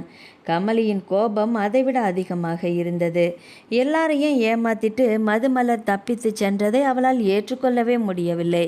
எப்படி தப்பிச்சா? எப்படி போயிருப்பா என்ற கேள்வி அவளது மனதில் மின்னல் போல ஓடியது. அவளது கண்கள் சந்தேகத்தோடு வீட்டை சுற்றி பார்த்தன. அந்த சமயம் கோபாலன் எதையுமே வெளிக்காட்டி கொள்ளாமல் மெதுவாக ஹாலுக்கு வந்து சோஃபாவில் அமர்ந்து கொண்டார். இரு கைகளாலும் தலையை தாங்கியபடி ஆழ்ந்த கவலையில் இருப்பவர் போல நடித்தார். ஆனால் அவரது மனதின் ஆழத்தில் ஒரு சிறிய நிம்மதி. எப்படியோ என் பொண்ணு இந்த நரக வாழ்க்கையிலிருந்து தப்பிச்சிட்டா என்ற எண்ணம் மட்டும் அவரது நெஞ்சை லேசாக்கியது. அதை வெளியில் காட்டிவிட்டால் எல்லாமே சிதைந்து போய்விடுமே. அதனால் முகத்தில் வேதனையை மட்டுமே சுமந்து கொண்டு அமர்ந்திருந்தார். அவர் அருகே வந்து அமர்ந்த சிவகாமியோ கண்ணீரை துடைத்தபடி, ஐயோ, உங்களை இப்படி தலகுனியா வச்சுட்டாலாங்க. எத்தனை தலைமுறையாக நம்ம குடும்பம் தலை நிமிர்ந்து வாழ்ந்துச்சு. ஒரே நாளில் மானம் மரியாதை எல்லாத்தையுமே வாங்கிட்டு போயிட்டாலங்க என்று மீண்டும் அழ ஆரம்பித்தார். சிவகாமியின் அந்த ஒப்பாரியை கேட்டுக்கொண்டிருந்த கோபாலனுக்கோ சிரிப்பதா அழுவதா என்றே புரியவில்லை. மகளை பாதுகாத்த திருப்தியும் மனைவியிடம் உண்மையை மறைத்த குற்ற உணர்வும் இரண்டும் ஒன்றாக சேர்த்து அவரது மனதை பிழிந்து கொண்டிருந்தது. கமலி, நீ அப்பாவையும் அம்மாவையும் பார்த்துக்கோ, நான் கோயம்புத்தூர் வரைக்கும் போய் தேடிட்டு வந்துடுறேன் என்று அவசரமாக சொன்ன கோபிநாத் சாவியை எடுத்துக்கொண்டு வாசல் நோக்கி ஓடினான். எப்படியும் பஸ் ஸ்டாண்டு போய்த்தான் எங்கேயாவது கிளம்பி இருப்பா. காந்திபுரம் பஸ் ஸ்டாண்டில் கண்டிப்பாக இருப்பா. விடியற்கால பஸ்ஸில் ஏறி இருந்தாலும் இன்னும் டைம் இருக்குது, எப்படியும் கண்டுபிடிச்சிடலாம். அவசரமாக ஒரு சட்டையை மாட்டிக்கொண்டு வெளியேறியவனை கமலி வெறுப்போடு பார்த்து தலையசைத்தாள். எப்படியாவது பிடிச்சு கூட்டிட்டு வா என்று மனதிற்குள் முணுமுணுத்தாள். காலை முதலே கோயம்புத்தூரை சல்லடை போட்டு தேடிக்கொண்டிருந்தான் கோபிநாத். முதலில் காந்திபுரம் பேருந்து நிலையம், அங்கு இருந்து ஒவ்வொரு தளத்தையும் சுற்றி பார்த்தான். தனியார் பேருந்து நிலையம், அரசு பேருந்து நிலையம், பயணிகள் காத்திருக்கும் இடம், எங்கெங்கேயோ தேடினான். ஆனால் மதுமலரின் நிழல் கூட அவன் கண்களில் படவில்லை. அங்கிருந்து நேராக கோயம்புத்தூர் ரயில் நிலையத்துக்கு சென்றான். அங்கும் பலரிடம் புகைப்படத்தை காட்டி விசாரித்தான். யாருக்கும் அவளை பற்றி எந்த தகவலும் தெரியவில்லை. அதன் பிறகு டவுன்ஹால், உக்கடம், சிங்காநல்லூர், அவளுக்கு தெரிந்திருக்கக்கூடும் என்று நினைத்த எல்லா இடங்களிலுமே அலைந்து திரிந்தான். நண்பகல் மாலையாகியது, மாலை இரவாகியது. கல்லூரிக்கே சென்று விசாரித்து பார்த்தான். மது யார் கூடயும் அதிகமாக பழக மாட்டா சார், படிப்பை தவிர வேற எதுலேயும் அவளுக்கு ஆர்வம் இல்லை என்ற பதில்தான் அனைவரிடமிருந்தும் கிடைத்தது. அவளிடம் காதல் சொல்லி கைப்பிடித்து பேசிக்கொண்டு இருந்த அந்த குமாரையும் கல்லூரியில் காணவில்லை. அதனால் கோபிநாத்தின் சந்தேகம் இன்னும் அதிகமானது. 2 பேரும் சேர்ந்து ஓடிட்டாங்களா என்ற எண்ணமே அவன் மனதில் உறுதியாக பதிந்தது. நாள் முழுவதும் அலைந்து திரிந்த களைப்புடன் இரவு 8 மணி அளவில் வீட்டுக்கு திரும்பினான். வீட்டில் யாருக்குமே சாப்பிட மனம் வரவில்லை. சிவகாமி அழுது அழுது சோர்ந்து ஒரு மூலையில் சுவரில் சாய்ந்து அமர்ந்திருந்தாள். கமலியோ அமைதியாக இருக்க முடியாமல் வீடு முழுவதும் குறுக்கும் நெடுக்குமாக நடந்து கொண்டே இருந்தாள். கார் சத்தம் கேட்டதும் இருவரும் வாசலை நோக்கி திரும்பினர். உள்ளே வந்த கோபிநாத்தை பார்த்த சிவகாமி பதறியபடியே எழுந்தார். டே கோபி, என்னடா, அவ கிடைச்சிட்டாளாடா? கோபிநாத் சோர்வாக தலையசைத்தான். இல்லைம்மா, எங்கே போய் தொலைஞ்சானே தெரியல. எல்லா இடமும் தேடி பார்த்துட்டேம்மா. Gandhipuram bus stand, railway station, town hall, Ukkadam, எங்கேயுமே இல்லைம்மா. ஒரு பெருமூச்சு விட்டவன் தொடர்ந்தான். காலேஜுக்கும் போய் விசாரிச்சேம்மா. அவள் யார் கூடயும் பழகின மாதிரியே தெரியலன்னு சொல்கிறாங்களே, அந்த பையனும் காலேஜில் இல்லை. என்ன பண்ணுறதுனே புரியலம்மா. கோபத்தில் பல்லை கடித்தபடி சோஃபாவில் அமர்ந்து வந்து விழுந்தான். அவன் அருகில் அமைதியாக அமர்ந்திருந்த கோபாலனை பார்த்து, அப்பா, நம்ம தெரிஞ்சவங்க மூலிமா சொல்லி தேட சொல்லலாமாப்பா என்று கேட்டான். கோபாலன் உடனே நிமிர்ந்து பார்த்தார். வேண்டாண்டா. அவரது பதில் உறுதியாக வந்தது. இந்த விஷயம் இப்போதைக்கு வீட்டை தாண்டி வெளியில் போகவே கூடாது. யார்கிட்டையும் எதுவும் சொல்ல வேண்டாம். ஊரில் பேச்சு ஆரம்பிச்சிருச்சுன்னா அது நமக்கு தானே இன்னும் பெரிய அவமானமாக மாறி போயிடும். சில நொடிகள் யோசித்த கோபிநாத்தும் மெதுவாக அதுதான் சரி என்று தலையசைத்தான். நீங்கள் சொல்கிறதும் சரிதான்ப்பா. சிவகாமியும் அதையே ஏற்றுக்கொண்டாள். ஆமாம், வெளியில் தெரிஞ்சால் நம்ம குடும்பம் மானம் மரியாதையே போயிடும். அதன் பிறகு அந்த வீட்டில் மீண்டும் அமைதி நிலவியது. ஆனால் அந்த அமைதி கமலிக்கு மட்டும் இல்லவே இல்லை. அவளது உள்ளம் முழுவதும் கொதித்து கொண்டிருந்தது. எப்படியாவது மதுமலரை என் அண்ணனுக்கு கட்டி வைத்து அவள் வாழ்க்கையை நரகமாக்கலான்னு திட்டம் போட்டேன் என்று இத்தனை நாட்களாக மனதிற்குள் கட்டியிருந்த திட்டம் கோட்டை ஒரே இரவில் சுக்குநூறாக உடைத்து விட்டாளே. தன் கண்களிலேயே மண்ணை தூவிவிட்டு மதுமலர் தப்பித்து சென்று விட்டாளே. அந்த கேள்வியை அவளால் ஏற்றுக்கொள்ளவே முடியலை. அந்த தோல்வி அவளை மேலும் மேலும் வன்மம் பிடித்தவளாக மாற்றிக்கொண்டிருந்தது. உதடுகளை கடித்தபடி நின்றவளின் கண்களில் இன்னும் அணையாத வன்மத்தின் நெருப்பு மட்டும் கொழுந்துவிட்டு எரிந்து கொண்டே இருந்தது. சிறு வயதில் ஒரு சில முறை மட்டுமே பார்த்திருந்த அத்தையை இப்படி ஒரு சூழ்நிலையில் மீண்டும் சந்திப்பேன் என்று மதுமலர் கனவிலும் நினைத்ததே இல்லை. 15 ஆண்டுகளுக்கு மேலாக பிரிந்திருந்த உறவு அது. அதனால் ராஜாத்தியின் அருகில் அமர்ந்திருந்தாலும் அவளால் இயல்பாக பழக முடியவில்லை. மனதுக்குள் ஒரு தயக்கமும் முகத்தில் ஒரு கூச்சமும் வந்து ஒட்டி கொண்டிருந்தது. அதை புரிந்து கொண்ட ராஜாத்தியும் மெதுவாக அவளது தலையை வருடினார். என்னடா கண்ணம்மா, அத்தையை பார்த்து கூச்சப்படுறியா என்று புன்னகையோடு கேட்டவர் அடுத்த நொடியே அவளை தோளோடு அணைத்து கொண்டார். மது, அத்தைக்கு உன் மேலே எப்போவுமே பாசம் உண்டுடா, அது ஒரு நாள் கூட குறைஞ்சது இல்லை. அவளது குரல் தாய்மையால் நிறைந்திருந்தது. குடும்ப சூழ்நிலை, உங்கள் அம்மாவோட குணம், அதெல்லாம் சேர்ந்து தான் என்னால் அந்த வீட்டு வாசப்படியை மிதிக்க முடியாமல் போயிடுச்சு. அதுக்காக உன்னை நான் மறந்துட்டேன்னு மட்டும் நினச்சிக்காத. மதுமலர் அமைதியாக கேட்டுக்கொண்டிருந்தாள். ஒருவேளை அந்த பிரிவு கூட நல்லதுக்கு தான் நடந்திருக்கணும். இல்லைன்னா இன்னைக்கு உனக்கு பாதுகாப்பாக நிற்கிற வாய்ப்பு எனக்கு கிடைச்சிருக்குமா சொல்லு என்று சொல்லிவிட்டு அவளது நெற்றியில் அன்பாக முத்தமிட்டார். அந்த ஒரு முத்தமே இதுவரை அடக்கி வைத்திருந்த மதுமலரின் மனதை முழுவதுமாக உடைத்து விட்டது. அத்தை என்று கதறியவள் ராஜாத்தியை கட்டிப்பிடித்து கொண்டு குழந்தையைப் போல அழ ஆரம்பித்தாள். இதுவரை யாரிடமும் மனம் திறந்து அழ முடியாதவளுக்கு அத்தையின் மடியில் கிடைத்த அந்த பாதுகாப்பு அவளது வேதனையை வெளியே கொண்டு வந்தது. கல்லூரியில் குமார் காதலை சொல்லி வற்புறுத்தியது. தான் மறுத்தும் அவன் கைகளை பிடித்து கெஞ்சியது. அந்த நேரத்தில் கோபிநாத் அண்ணா வந்து பார்த்தது. எந்த விளக்கத்தையும் கேட்காமல் தன்னை வீட்டுக்கு இழுத்து சென்று சிறை வைத்தது. வீட்டில் ஒருவர் கூட தன்னை நம்பாமல் குற்றவாளியைப் போல நடத்தியது. கடைசியாக தந்தை மட்டுமே தன் வாழ்க்கையை காப்பாற்ற நினைத்தது. ரகசியமாக அனுப்பி வைத்தது என்று ஒன்றையும் மறைக்காமல் எல்லாவற்றையும் சொல்லி சொல்லி அழுதாள். அவளது கண்ணீரால் எவ்வளவு வேதனை புதைந்திருக்கிறது அதில் என்பதை உணர்ந்த ராஜாத்தியின் கண்களும் கலங்கிவிட்டது. பெத்த மகளையே நம்பல என்று வேதனையோடு ஆரம்பித்தவர் எவனோ ஒருத்தன்கிட்ட நின்று பேசினதை மட்டும் பார்த்துட்டு அவளை பற்றிய ஒரு முடிவே எடுத்துட்டாங்களா? ஒரு நிமிஷமாவது என் பொண்ணு இப்படி செய்வாளான்னு யோசிக்கலையே என்று ஆதங்கப்பட்டார். உங்கள் அம்மா இன்னும் மாறவே இல்லை போல. அப்போது இருந்த அதே ஆங்காரம், அடுத்தவங்களை மதிக்காத அதே குணம் இன்றைக்கும் அப்படியே தான் இருக்கா. சில நொடிகள் அமைதியாக இருந்தவர் மதுமலரின் முகத்தை இரு கைகளாலும் ஏந்தினார். சரிவிடு, போனதெல்லாம் போகட்டும் என்று மெதுவாக சொன்னார். இனிமே ஒரு சொட்டு கண்ணீர் கூட உன் கண்ணிலிருந்து வரக்கூடாது. அவளது கன்னத்தில் வழிந்த கண்ணீரை துடைத்தவாறு புன்னகைத்தபடியே சொன்னார். உனக்கு அத்தை இருக்கேன், இனிமே நீ என் மகள். உன்னை நான் நல்லபடியாக பார்த்துக்கு வேண்டா கண்ணம்மா. அந்த வார்த்தைகள் மதுமலரின் உடைந்த மனதுக்கு மருந்தாக இருந்தது. உன் மாமா உன்னை பார்க்க ரொம்ப ஆவலாக காத்துட்ருக்கிறாரு. நீ எங்கள் வீட்டுக்கு வர்ற நாளுக்காக எத்தனை நாளாக எதிர்பார்த்துட்டு இருக்காருன்னு உனக்கே தெரியாது. ராஜாத்தியின் குரலில் இருந்த அன்பு மதுமலரின் மனதை மெதுவாக அமைதிப்படுத்தியது. கண்ணீரை துடைத்து கொண்டவள் மெதுவாக அத்தையின் தோளில் சாய்ந்தாள். அந்த அணைப்பில் அவள் இழந்திருந்த தாய்மையை உணர்ந்தாள். நேற்று காலை முதல் ஒரு நொடி கூட நிம்மதியாக உறங்காததால் உடலும் மனமும் முற்றிலும் சோர்ந்து போயிருந்தது. கமலியின் அண்ணனோடு தனக்கு கல்யாணம் என்ற விஷயத்தை அறிந்தது முதல் துடித்து கொண்டிருந்தவள் இப்பொழுதுதான் அமைதி அடைகிறாள். கார் இரவின் அமைதியை கிழித்தபடி ஏற்காட்டை நோக்கி முன்னேறி கொண்டிருந்தது. ராஜாத்தியின் தோளில் சாய்ந்திருந்த மதுமலரின் விழிகள் மெதுவாக மூடிக்கொண்டன. சில நொடிகளில் அவள் ஆழ்ந்த உறக்கத்தில் மூழ்கிவிட்டாள். அவளது தலைமுடியை மெதுவாக வருடியபடியே குழந்தையை தாளாட்டுவது போல தோலை லேசாக தட்டி கொடுத்து கொண்டே வந்தார் ராஜாத்தி. தன் மடியில் நிம்மதியாக உறங்கிக் கொண்டிருந்த அண்ணனின் மகளை பார்த்தபோது ஒரு முடிவு மட்டும் அவரது மனதில் உறுதியாக பதிந்தது. எந்த சூழ்நிலையிலும் இந்த பெண்ணின் வாழ்க்கையை இனி யாரும் சிதைக்க விடமாட்டேன், விடவும் கூடாது.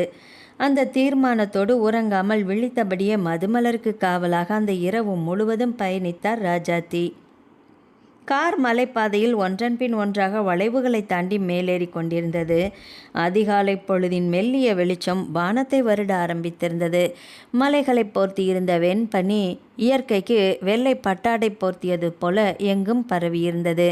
காரின் ஜன்னல் வழியாக உள்ளே புகுந்த குளிர்ந்த காற்று மதுமலரின் கன்னத்தை வருடியது. அந்த இதமான குளிரில் மெதுவாக விழிகளை திறந்தாள். சில நொடிகள்தான். தான் எங்கே இருக்கிறோம் என்பதையே புரியாமல் மறந்தவள் சுற்றிலும் பார்த்தாள். ஜன்னலுக்கு வெளியே விரிந்திருந்த இயற்கையை பார்த்ததும் தன்னையும் மறந்து போனாள். அடர்ந்த பசுமை மேகத்தை தொட்டபடி உயர்ந்து நின்ற சில்வர் ஓக் மரங்கள், அவற்றை சுற்றி படர்ந்திருந்த மிளகு கொடிகள், வரிசையாக நின்ற காப்பி செடிகள், இடையிடையே சிவந்த பழங்களை தாங்கி நின்ற ஆரஞ்சு மரங்கள், காலை பனித்துளிகளை தழுவிய மலர்கள். ஒவ்வொரு காட்சியும் ஓவியர் ஒருவரின் தூரிகையில் உயிர் பெற்ற ஓவியங்களைப் போல கண்முன் விரிந்திருந்தது. மலைக்காற்றில் கலந்து வந்த காப்பி மலர்களின் நறுமணமும் ஈரமான மண்ணின் வாசனையும் மனதை கொள்ளை கொண்டது. அத்தை, இவ்வளவு அழகாயிருக்கே என்று குழந்தையைப் போல ஆச்சரியத்தோடு கேட்டாள் மதுமலர். ராஜாத்தி புன்னகைத்தார். இதுதான் ஏற்காடு கண்ணம்மா, இங்கே இருக்கிற ஒவ்வொரு காலையுமே இப்படித்தான் விடியும். கார் மேலும் சில கிலோமீட்டர்கள் பயணித்து செம்மநத்தம் எஸ்டேட் பகுதிக்குள் நுழைந்தது.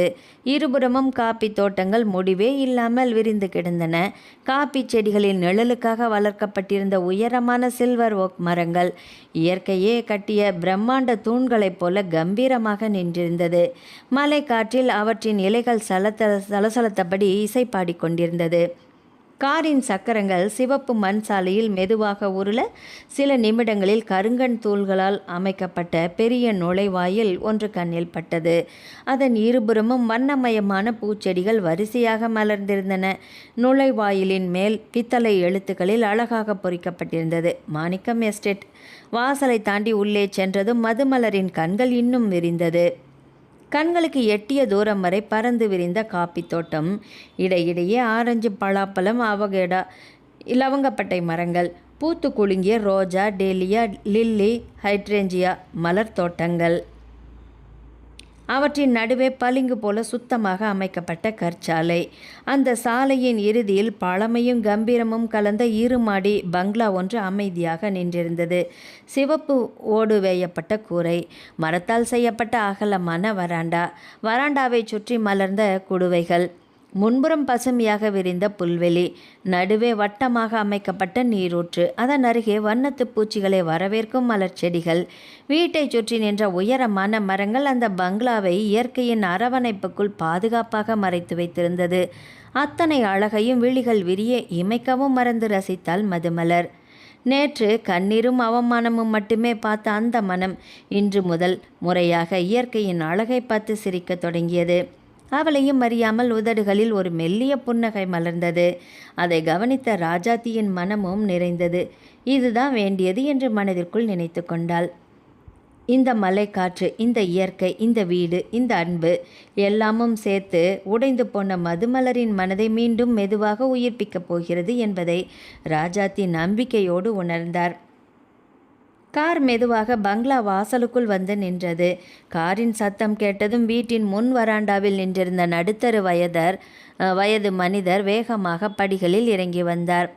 வெள்ளை வேட்டியும் சந்தன நிற சட்டையும் அணிந்திருந்த அவரது முகத்தில் கம்பீரத்தை விட அன்பே அதிகமாக இருந்தது. கனிவோடு இருந்த அவர் மாணிக்கம், ராஜாத்தியின் கணவர். கார் நின்றதும் ராஜாத்தி முதலில் இறங்கினாள். அடுத்ததாக தயக்கத்தோடு காரிலிருந்து கீழே இறங்கினாள் மதுமலர். அவளை பார்த்த நொடிய மாணிக்கத்தின் முகம் மலர்ந்தது. வாமா, எப்படிடா இருக்க? எவ்வளோ நாளாச்சு உன்னை பார்த்து என்று உருக்கமாக சொல்லியவர் அருகில் வந்து அவளது தலையை மெதுவாக வருடினார். நல்லா இருக்கியாடாமா?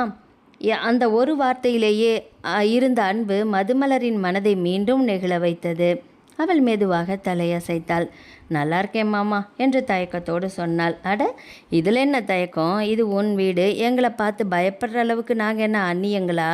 இல்லையேம்மா என்று புன்னகைத்தார் மாணிக்கம். அதை கேட்டு ராஜாத்தியும் சிரித்தாள். அண்ணன் மகள்னு இல்லை, இனிமேல் நம்ம மகள்னு நினச்சிக்கோங்க. அப்படி தான் நினச்சிருக்கேன் என்று மாணிக்கமும் இயல்பாக சொன்னார். அந்த ஒரு பதிலில் மதுமலரின் மனம் லேசாகியது.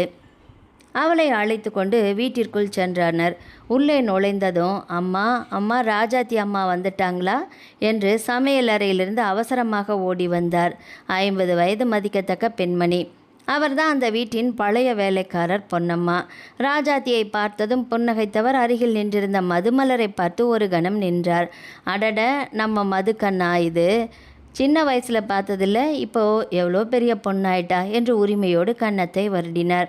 வாம்மா, ரொம்ப களைப்பாக இருக்கிற, முதல்ல முகம் கழுவிட்டு வா, நான் சூடான காப்பி போட்டு எடுத்துகிட்டு வரேன். பொன்னம்மாவின் அன்பான பேச்சிலும் மதுமலருக்கு வீட்டின் வேலைக்காரர் என்ற உணர்வே வரவில்லை. பல வருடங்களாக தெரிந்த உறவினர் போல பேசுவது மனதுக்கு இதமாக இருந்தது. பொன்னம்மா, காப்பி மட்டும் இல்லை, நம்ம மதுவுக்கு பிடிக்கிற மாதிரி காலை டிஃபனும் செஞ்சு வச்சிடுங்க என்றார் ராஜாத்தி. ஓகேம்மா, அதெல்லாம் ஏற்கனவே ரெடி தான் என்று சிரித்தபடியே சமையல் அறைக்குள் சென்றார் பொன்னம்மா. அவர்கள் அனைவருமே தன்னை இவ்வளவு உரிமையாக நடத்தியது கண்டு மதுமலரின் மனம் மெதுவாக இலகத் தொடங்கியது. வீட்டின் ஒவ்வொரு மூலையிலும் கலைநயம் பரவியிருந்தது. சில நிமிடங்களில் சூடாக புகைப்பறக்கும் ஃபில்டர் காப்பியோடு வந்தாள் பொன்னம்மா. இந்தாம்மா குடி என்று கண்ணாடி டம்ளரை அவள் கையில் திணித்தார். காப்பியின் நறுமணம் மனதை நிறைத்தது. ஒரு வாய் அருந்தியவள் 2 நாட்களுக்கு பிறகு மன நிம்மதியோடு இதை சுவைக்கிறாள் என்ற உணர்வில் கண்களை மூடினாள். அதை பார்த்த மாணிக்கமும் ராஜாத்தையும் ஒருவரை ஒருவர் பார்த்து அமைதியாக புன்னகைத்து கொண்டார்கள். சிறிது நேரம் கழித்து வீட்டை சுற்றி காட்டியபடியே மாணிக்கம் சொன்னார். மது, இந்த வீடு உனக்கு புதுசாக இருக்கலாம், ஆனால் 2 நாள்லேயே இது பழகிடும், இயல்பாக இருக்கணும். பிறகு திடீரென்று ஏதோ ஞாபகம் வந்தது போல, அடடா, தயாளன் இருந்தால் ரொம்ப சந்தோஷப்பட்டிருப்பான் இப்போ என்றார். மதுமலர் ஆர்வமாக அவரை பார்த்தாள். ராஜாத்தி புன்னகையோடு விளக்கினார். உன் மாமன்தான் அவன், காப்பி ஏற்றுமதி சம்பந்தமாக மலேசியா போயிருக்கான், இன்னும் 1 வாரம் ஆகும் வர. ஆமாம்மா என்று மாணிக்கமும் தொடர்ந்தார். எஸ்டேட்டில் விளையிற காப்பியை வெளிநாட்டுக்கு ஏற்றுமதி பண்ணுற வேலை எல்லாத்தையுமே இப்போ அவன்தான் பார்த்துக்கிறான். இந்த தடவை மலேசியாவில் இருக்கிற வாங்குறவங்களோட ஒப்பந்தம் பேச போயிருக்கான். அவன் வந்ததும் உன்னை பார்த்து ரொம்ப சந்தோஷப்படுவான் என்றார் ராஜாத்தி. தயாளன் யார், எப்படி இருப்பான் என்ற சிறிய ஆர்வம் மதுமலரின் மனதில் தோன்றியது. ஆனால் அந்த எண்ணத்தை அப்படியே ஒதுக்கிவிட்டு ஜன்னல் வழியாக தெரிந்த பசுமையான எஸ்டேட்டை மீண்டும் ரசிக்க தொடங்கினாள். பல நாட்களுக்கு பிறகு அவளது மனம் முதன்முறையாக ஒரு பாதுகாப்பான இடத்தை அடைந்திருந்தது. அதிகாலை 5 மணியை கடந்திருந்தது. ஏற்காட்டின் குளிர் இன்னும் முழுவதுமாக விலகியிருக்கவில்லை. பங்களாவை சுற்றி வெண்பனி போர்வை விரித்திருந்தது. தூரத்தில் பறவைகள் ஒவ்வொன்றாக தங்கள் நாளை தொடங்கியிருந்தன. மலைக்காற்றில் காப்பி மலர்களின் மெல்லிய நறுமணம் கலந்து வந்து அறையையே நிறைத்திருந்தது. ஜன்னல் திரையை வருடிய குளிர்ந்த காற்றில் மதுமலரின் உறக்கம் மெதுவாக கலைந்தது. கண்களை திறந்தவள் சில நொடிகள் எங்கே இருக்கிறோம் என்றே புரியாமல் சுற்றிலும் பார்த்தாள். பிறகுதான் நேற்று இரவு நடந்ததையெல்லாமே ஒன்றன் பின் ஒன்றாக நினைவுக்கு வந்தது. அத்தை, மாமா, ஏற்காடு, இந்த வீடு. மெல்ல எழுந்து ஜன்னல் அருகே வந்து நின்றாள். திரையை விலக்கிய அந்த நொடியே அவளது கண்கள் ஆச்சரியத்தால் விரிந்தது. கண்களுக்கு எட்டிய தூரம் வரை பசுமை மட்டுமே. பனித்துளிகளை தாங்கிய காப்பி செடிகள், அவற்றின் மேல் நிழல் விரித்தபடி கம்பீரமாக நின்ற சில்வர் ஒக் மரங்கள், அவற்றை சுற்றி படர்ந்திருந்த மிளகு கொடிகள், தொலைவில் ஆரஞ்சு தோட்டம், அதற்கு அப்பால் பனியில் பாதி மறைந்திருந்த மலைத்தொடர்கள். அத்தனை அழகையும் பார்த்தவள் தன்னையும் அறியாமல் ஜன்னல் கம்பியை பிடித்தபடியே நின்றுவிட்டாள். இவ்வளவு அழகான இடமும் இந்த உலகத்தில் இருக்கிறதா என்ற வியப்பு அவளுக்குள் எழுந்தது. அந்த நேரத்தில் கதவை மெதுவாக தட்டும் சத்தம் கேட்டது. மது, எழுந்துட்டியாடாமா? ராஜாத்தியின் குரல். வேகமாக சென்று கதவை திறந்தாள். கையில் வெந்நீர் நிரம்பிய ஃப்ளாஸ்கும் மெல்லிய கம்பளி சால்வையும் வைத்திருந்தார் ராஜாத்தி. குளிர் ஜாஸ்தியாக இருக்கும், இதை முதல்ல போத்திக்கோடா என்று சால்வையை அவளது தோளில் போர்த்திவிட்டார். அந்த அறையில் மதுமலரின் கண்கள் மீண்டும் கலங்கின. அத்தை, என்னடா எனக்காக இவ்வளவு? அவள் சொல்லி முடிப்பதற்குள்ளே ராஜாத்தி சிரித்து விட்டாள். என் பொண்ணுக்கு பண்ணாமல் வேற யாருக்கு நான் பண்ண போகிறேனாக்கும்? அந்த ஒரு வார்த்தை மதுமலரின் உள்ளத்தை முழுவதுமாக நிரப்பியது. குளித்துவிட்டு கீழே வந்தபோது சாப்பாட்டறையில் மாணிக்கம் செய்தித்தாளை புரட்டி கொண்டிருந்தார். அவளை பார்த்ததும் முகம் மலர்ந்தது. வாம்மா, நல்லா தூங்கினியா? ஆமாம் மாமா. சரி, முதல்ல உட்காரலாம், வா சாப்பிடு. மது தயக்கத்தோடு நின்றாள். என்னம்மா? நான் இந்த வீட்டில் உனக்கு தயக்கமே இருக்கக்கூடாது. இனிமே இது விருந்தாளி வீடு இல்லை, உன் வீடு. மாணிக்கம் இயல்பாக சொன்ன அந்த வார்த்தை மதுமலரின் மனத்தில் ஆழமாக பதிந்தது. அந்த நேரத்தில் சமையலறையிலிருந்து பொன்னம்மா வந்தார். அம்மாடி, இந்த வயசில் இவ்வளவு ஒல்லியா இருக்கிறியே, சாப்பிடவே மாட்டியா என்று அன்போடு கன்னத்தை வருடினார். உனக்காக சூடாக இட்லியும் தேங்காய் சட்னியும் செஞ்சிருக்கேன், சாப்பிடாமல் எழுந்திருக்கக்கூடாது என்று தட்டில் பரிமாற ஆரம்பித்தார். அந்த வீட்டில் யாருமே அவளை அந்நியமாக நடத்தவில்லை. ஒவ்வொருவரும் தங்கள் வீட்டு பெண்ணாகவே பார்த்தனர். கொஞ்ச நாளாக காணாமல் போயிருந்த பாதுகாப்பு உணர்வு மெதுவாக அவளது மனதில் திரும்பியும் வந்து உட்கார்ந்தது. காலை உணவுக்கு பிறகு மாணிக்கம் எஸ்டேட்டை சுற்றி காட்ட அழைத்து சென்றார். வாமா, இந்த இடத்த நீயும் தெரிஞ்சுக்கணும். பங்களாவை விட்டு வெளியே வந்ததும் குளிர்காற்று முகத்தை வருடியது. சிவப்பு மண் பாதையில் இருவரும் மெதுவாக நடந்தனர். இருபுறமும் காப்பி செடிகள் பசுமையாக பறந்து கிடந்தன. ஒவ்வொரு செடியும் வெண்மையான காப்பி பூக்களால் நிறைந்திருந்தது. இனிய மனத்தை வீசியது. இதுதான் நம்ம எஸ்டேட்டோட உயிர் என்றார் மாணிக்கம். சிறிது தூரத்தில் தொழிலாளர்கள் வேலை பார்த்து கொண்டிருந்தனர். மாணிக்கத்தை பார்த்ததும் வணக்கம் ஐயா என்று மரியாதையோடு கைகூப்பினர். மதுமலரை பார்த்து அடடா, யாரு, சின்னம்மாவா என்று புன்னகையோடு கேட்டனர். அந்த அழைப்பு அவளுக்கு புதிதாக இருந்தது, ஆனால் மனதிற்கு மிகவும் இனிமையாகவும் இருந்தது. மாணிக்கம் பெருமையோடு சிரித்தார். இனிமே இவளும் நம்ம வீட்டு பொண்ணுதான். தொழிலாளர்களின் முகத்தில் அவ்வளவு மகிழ்ச்சி தெரிந்தது. நடந்து கொண்டிருந்த போதே ஒரு காப்பி தோட்டத்தை சுட்டி காட்டி மாணிக்கம் சொன்னார். இந்த பகுதி முழுக்க மாற்றி அமைத்தது தயாளன் தான். ராஜாத்தி உடனே பேசினார். அவனுக்கு இந்த எஸ்டேட் மேலே அவ்வளவு உயிர். காலையில் எழுந்ததும் முதல்ல தோட்டத்தை சுற்றி பார்த்துட்டு தான் வீட்டுக்குள்ளேயே வருவான். இப்போது மலேசியா போயிருக்கான் என்றார் மாணிக்கம். நம்ம காப்பி ஏற்றுமதி ஒப்பந்தம் சம்பந்தமாக வாங்குகிற கம்பெனிகளோட பேச போயிருக்கான். இன்னும் ஒரு வாரத்துக்குள்ளே அவன் வந்துடுவான். மதுமலர் அமைதியாக கேட்டுக்கொண்டிருந்தாள். தயாளன் அந்த பெயர் மனதிற்குள் மீண்டும் மெதுவாக பதிந்தது. அவரை பற்றி பேசும்போதெல்லாம் ராஜாத்தியின் கண்களில் தெரிந்த பெருமையும் மாணிக்கத்தின் குரலில் ஒலித்த நம்பிக்கையும் அவளது கவனத்தை ஈர்த்தது. என்னவோ உண்மைதான். இவர்களுடைய மகன் எப்படி இருப்பார் என்று ஒரு சிறிய ஆர்வம் மட்டும் மனதின் ஓரத்தில் முளைத்தது. அதை தவிர வேற எந்த எண்ணத்திற்கும் அவள் இடம் கொடுக்கவே இல்லை. மலையிலிருந்து வீசிய குளிர்ந்த காற்று அவளது முகத்தை வருடி சென்றது. அதே நேரம் மலேசியாவின் தலைநகர் கோலாலம்பூர் நகரத்தின் மைய பகுதியில் அமைந்திருந்த பிரம்மாண்டமான வணிக வளாகத்தின் 18வது மாடியில் கண்ணாடி சுவர்களால் அமைக்கப்பட்ட கூட்டரங்கில் முக்கியமான ஆலோசனை கூட்டம் நடந்து கொண்டிருந்தது. நீண்ட மேஜையை சுற்றி அமர்ந்திருந்தவர்கள் அனைவரும் உலகின் பல்வேறு நாடுகளிலிருந்து வந்திருந்த காப்பி இறக்குமதி நிறுவனங்களின் பிரதிநிதிகள். அவர்களுக்கு நடுவில் அமைதியாக அமர்ந்திருந்தான் தயாளன். 6 அடி உயரம், தொடர்ச்சியான உடற்பயிற்சியால் சிற்பம் போல செதுக்கப்பட்ட இறுக்கமான உடல் அமைப்பு, அளவாக வெட்டப்பட்ட தாடி, கூர்மையான பார்வை, அளவாக பேசும் பழக்கம். அவனது கம்பீரமான தோற்றமே அவனை மற்றவர்களிடமிருந்து தனித்து காட்டியது. வெளிநாட்டில் இருந்தாலும் வெள்ளை முழுக்கை சட்டை, கருநிற பேண்ட்டு தான் அவனது வழக்கமான உடை. எளிமையே அவனது அடையாளம். அவனது முன்னால் திறந்து வைக்கப்பட்டிருந்த மடிக்கணினியில் ஏற்காடு எஸ்டேட்டின் கடந்த 5 ஆண்டுகளுக்கான காப்பி உற்பத்தி விவரங்களும் ஏற்றுமதி கணக்குகளும் வரிசையாக தோன்றிக் கொண்டிருந்தன. ஒவ்வொரு எண்ணையும் மிக துல்லியமாக விளக்கி கொண்டிருந்தான் தயாளன். அவனது ஆங்கில உச்சரிப்பும் தொழில்முறை அணுகுமுறையும் கூட்டத்திலிருந்து வெளிநாட்டு நிர்வாகிகளை ஆச்சரியப்பட வைத்தது. கூட்டம் முடிந்தது. மலேசிய நிறுவனத்தின் நிர்வாக இயக்குனர் எழுந்து வந்து அவனது கையை பிடித்தார். மிஸ்டர் தயாளன், உங்களோட நேர்மையும் தரத்தில் நீங்கள் காட்டுற அக்கறையும் எங்களை ரொம்பவே கவர்ந்திருக்கு. இந்த ஒப்பந்தம் நமக்குள்ள நீண்டகால வியாபார உறவுக்கு ஆரம்பமாக இருக்கும். புன்னகையுடன் கை குலுக்கிய தயாளன், எங்களுக்கு லாபத்தை விட தரம்தான் முக்கியம். எங்கள் எஸ்டேட்லேருந்து வெளியில் போகும் ஒவ்வொரு காப்பி கொட்டையும் எங்கள் குடும்பத்தின் பெயரை சுமந்து கொண்டு தான் போகும் என்று அமைதியாக சொன்னான். அந்த ஒரு பதிலேயே அவனது தொழிலில் நேர்மை வெளிப்பட்டது. கூட்டம் முடிந்து ஹோட்டல் அறைக்கு திரும்பியவன் சோர்வாக சோஃபாவில் அமர்ந்தான். அந்த நேரத்தில் அவனது கைபேசி ஒலித்தது. திரையில் மின்னிய பெயரை பார்த்தது. அவனது முகம் மெதுவாக மலர்ந்தது. அம்மா. அழைப்பை ஏற்றவன், சொல்லுங்கம்மா, எப்படி இருக்கீங்க? அப்பா நல்லா இருக்காரா என்று அன்போடு கேட்டான். ராஜாத்தி வழக்கம் போல எஸ்டேட்டை பற்றியும் வீட்டை பற்றியும் பேசினாள். ஆனால் மதுமலர் ஏற்காட்டுக்கு வந்திருப்பதை மட்டும் சொல்லவே இல்லை.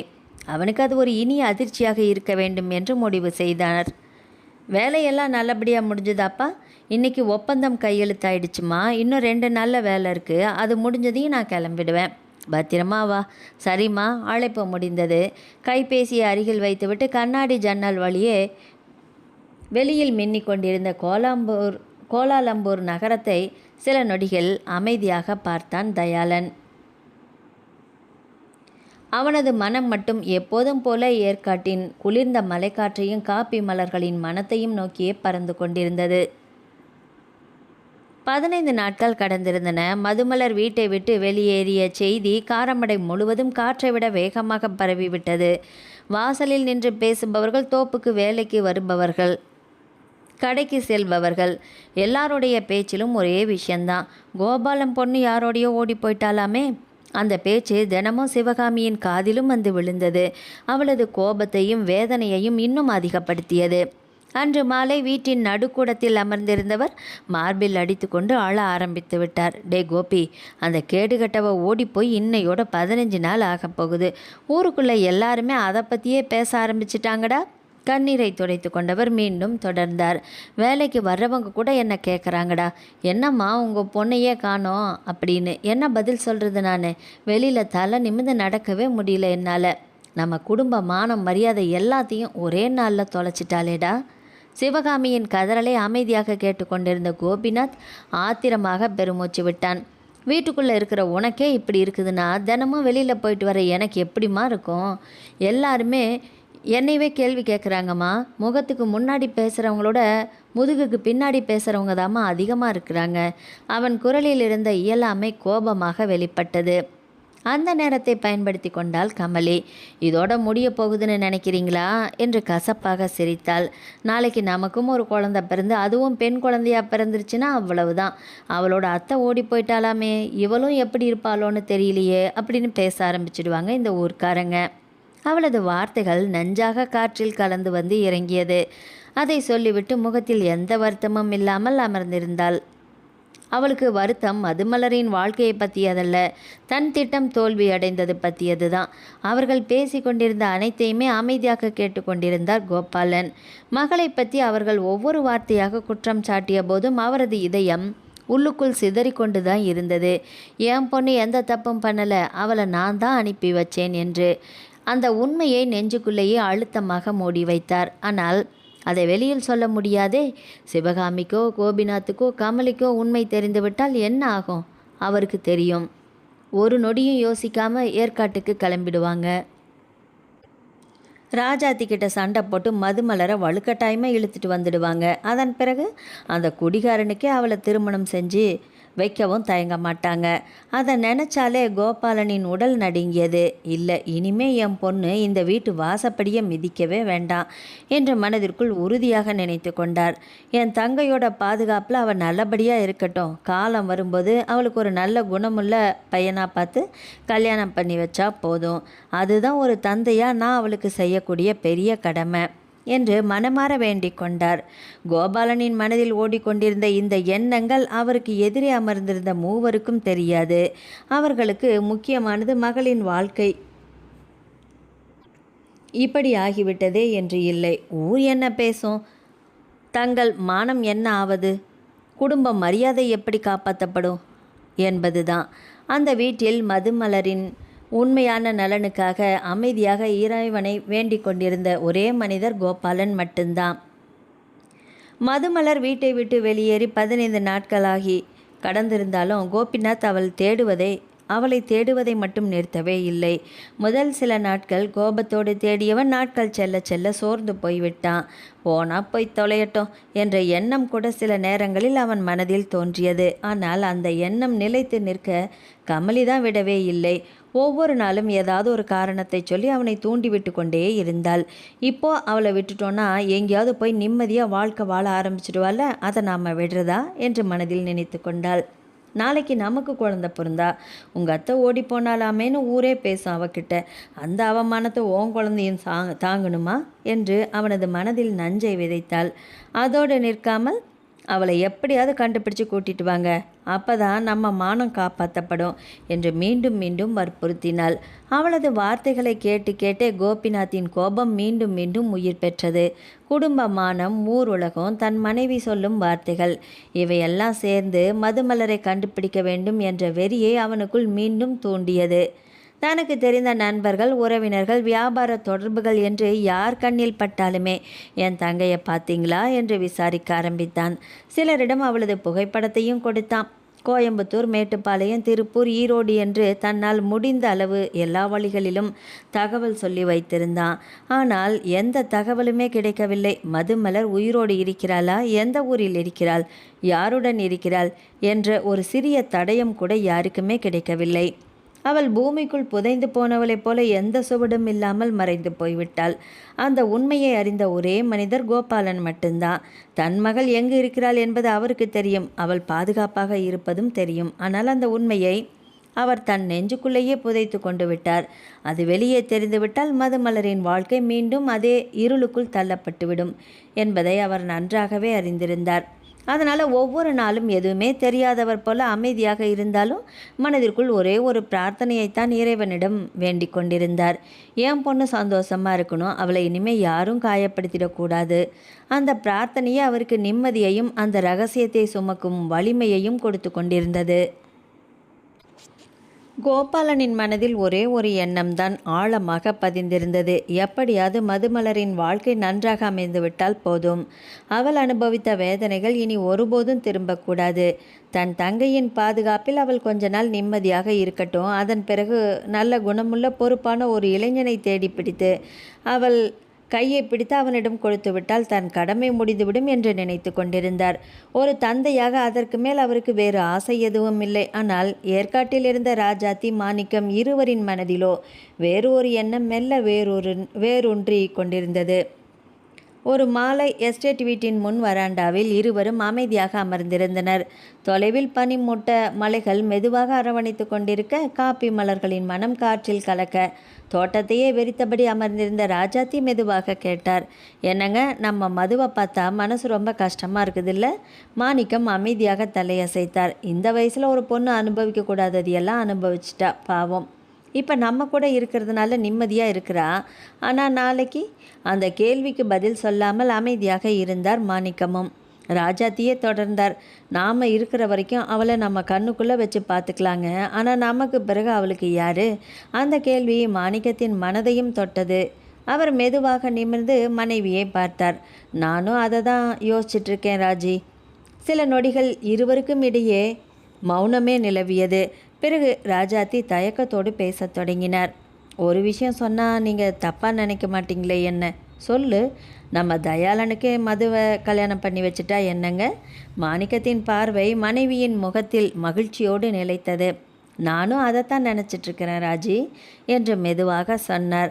தயாளனை விட மதுவை நல்லா பார்த்துக்க யாரால முடியும் சொல்லு? அவனோட குணம் நமக்கு நல்லாவே தெரியுமே. அவன் மனைவியாக வர்ற பொண்ணை உயிராக வச்சு பார்த்துப்பான். ராஜாத்தியின் முகத்தில் சிறிய நிம்மதி தோன்றியது. அது மட்டும் இல்லைங்க, மது வேற யார் வீட்டுக்காவது போனால் அவளோட பழைய வாழ்க்கையை யாராவது குத்தி காட்டுவாங்களோன்னு பயமாக இருக்குங்க. ஆனால் நம்ம வீட்டில் அப்படி ஒரு சூழ்நிலை வராது இல்லையா? மாணிக்கமும் சம்மதமாக தலையசைத்தார். மது நம்ம வீட்டுக்கு வந்த நாளிலிருந்து எனக்கும் அவள் மேலே ஒரு பொண்ணு மாதிரி பாசம் வந்துடுச்சு. அவள் வெளியில் போய் மீண்டும் கஷ்டப்படுறதை என்னாலுமே நினச்சி கூட பார்க்க முடியல ராஜாத்தி. ராஜாத்தி மெதுவாக புன்னகைத்தார். அதனால தான் நம்ம மகளாக இந்த வீட்டுக்குள்ளே வந்தவளை நம்ம மருமகளாக இந்த வீட்டிலையே இருக்க வச்சுட்டா அதை விட சந்தோஷம் வேறு என்ன இருக்க முடியும் சொல்லுங்கள்? ஆனால் என்று மாணிக்கம் சிந்தனையோடு கூறினார், இந்த விஷயத்தில் நாம் அவசரப்படக்கூடாது. முதல்ல மது மனசு முழுசாக பழைய காயத்திலிருந்து மீளணும். அதுக்கப்புறம் தான் இந்த பேச்சை பற்றியே யோசிக்கணும். தயாளனுக்கும் மதுவுக்கும் இதை பற்றி இப்போது ஒரு வார்த்தை கூட தெரிய வேண்டாம். அவங்க மனசில் இருந்து இயல்பாக ஒரு புரிதலும் பாசமும் உருவாக்கணும். நாம் எதையுமே திணிக்கக்கூடாது ராஜி. ஆமாங்க என்று ராஜாத்தியும் சம்மதித்தார். காலம் என்ன முடிவெடுத்திருக்கோ அது நல்லதாகவே நடக்கும்னு நாமும் நம்புவோம். இருவரும் அதற்கு மேல் அந்த பேச்சை வளர்க்கவில்லை. ஆனால் அவர்கள் மனதில் விதைக்கப்பட்ட அந்த சிறிய எண்ணம் காலம் வரும்போது இரண்டு வாழ்க்கைகளையும் ஒன்றாக இணைக்குமா? மலேசியாவில் நடைபெற்ற தொழில்முறை சந்திப்புகள் அனைத்தும் வெற்றிகரமாக முடிந்திருந்தது. ஏற்காடு காப்பி எஸ்டேட்டின் பெயரில் மேற்கொள்ளப்பட்ட புதிய ஏற்றுமதி ஒப்பந்தங்களில் இறுதியாக கையெழுத்திட்டுவிட்டு கோப்புகளை மூடி வைத்தான் தயாளன். அவன் முகத்தில் பெரிதாக எந்த ஆர்ப்பாட்டமும் இல்லை. ஆனால் உள்ளுக்குள் ஒரு திருப்தி இருந்தது. இந்த ஒப்பந்தம் வெறும் வியாபாரம் வெற்றி மட்டுமல்ல, பல தலைமுறைகளாக தங்கள் குடும்பம் பாதுகாத்து வந்த எஸ்டேட்டின் உழைப்புக்கு கிடைத்த அங்கீகாரம். கூட்டரங்கத்தை விட்டு வெளியில் வந்தவன் தனது கைபேசியை எடுத்தான். முதலில் அழைத்தது தந்தை மாணிக்கத்திற்கு தான். சொல்லுப்பா. மறுமுனையில் மகனின் குரலை கேட்டதும் மாணிக்கத்தின் முகம் மலர்ந்தது. அப்பா, வேலையெல்லாம் நல்லபடியாக முடிஞ்சிடுச்சு. இன்றைக்கி நைட்டு கிளம்பிடுவேன். சந்தோஷம்டா. நாளைக்கு காலையில் கோயம்புத்தூர் வந்துடுவேன். பத்திரமா வா. சரிப்பா. அழைப்பு முடிந்தது. சில நொடிகளில் மீண்டும் கைபேசி ஒலித்தது. இந்த முறை ராஜாத்தி. என்னம்மா, இன்னும் தூங்கலையா? நீ வர்ற சந்தோஷத்தில் தூக்கம் வருமாப்பா? தாயின் குரலில் இருந்த பாசத்தை கேட்டு தயாளன் சிரித்தான். எனக்கு பிடிச்ச சாம்பார் கூட்டு எல்லாமே செஞ்சு வச்சிடாதீங்க. 2 நாளில் மீண்டும் நான் டயட்டுக்கு திரும்பணும். நீ வீட்டுக்கு வா, அப்புறமா டயட்டை பற்றியெல்லாம் பேசிக்கலாம். சரிம்மா, பத்திரமா வந்துடு. கண்டிப்பா. தாயின் குரலை கேட்டவுடன் அவனது மனம் ஏற்காட்டை நோக்கி பறந்தது. அன்று இரவு கோலாலம்பூர் சர்வதேச விமான நிலையம் வழக்கம் போல பரபரப்பாக இயங்கிக் கொண்டிருந்தது. பயணிகள் வரிசையாக பாதுகாப்பு சோதனையை கடந்து சென்றனர். கருநிற டிராலியை தள்ளி கொண்டு அமைதியாக நடந்தான் தயாளன். அவசரமில்லை, பதற்றமில்லை, எல்லாவற்றிலுமே ஒரு நிதானம். அதுவே அவனுடைய இயல்பு. விமானம் புறப்பட்ட சில நிமிடங்களில் ஜன்னலோர இருக்கையில் அமர்ந்திருந்தவன் கீழே சுருங்கி சென்ற நகரத்தின் விளக்குகளை அமைதியாக பார்த்தான். அந்த ஒளிகள் மெல்ல மறைந்தன. மேகங்களுக்கு நடுவே விமானம் உயர்ந்து பறந்தது. கண்களை மூடியவன் ஆழமாக மூச்சை இழுத்தான். தாய்நாடு. அந்த எண்ணமே அவனுக்குள் ஒரு சொல்ல முடியாத மகிழ்ச்சியை ஏற்படுத்தியது. மறுநாள் காலை கோயம்புத்தூர் சர்வதேச விமான நிலையம். விமானம் தரையிறங்கியதும் பயணிகள் வெளியே வரத் தொடங்கினர். சில நிமிடங்களில் வெளியே வந்தான் தயாளன். வெள்ளை நிற முழுக்கை சட்டை, அடர் நீல ஜீன்ஸ், கையில் கைகடிகாரம் மட்டுமே. எந்த ஆடம்பரமும் இல்லாத எளிமையான தோற்றம். நிமிர்ந்த நடை, நேர்கொண்ட பார்வை. அவனை கடந்து சென்றவர்கள் கூட ஒரு முறை திரும்பி பார்க்காமல் இருக்க முடியவில்லை. தம்பி என்று ஓடி வந்தார் வீட்டின் பழைய டிரைவர் ராமசாமி. வணக்கம் அண்ணா என்று புன்னகையோடு கை குலுக்கினான் தயாளன். எல்லாருமே நல்லா இருக்காங்களா? நல்லா இருக்காங்க தம்பி.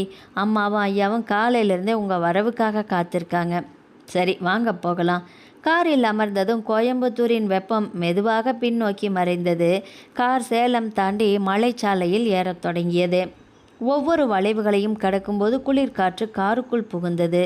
தயாளன் ஜன்னலை திறந்தான். சிறிது காப்பி மலர்களின் வாசனை காற்றோடு கலந்து முகத்தில் மோதியது. அவன் உதடுகளில் மெல்லிய புன்னகை மலர்ந்தது. எவ்வளவு நாட்கள் வெளிநாட்டில் இருந்தாலுமே என்று மனதிற்குள் நினைத்து கொண்டான். இந்த ஏற்காட்டு காற்றுக்கு ஈடே கிடையாது.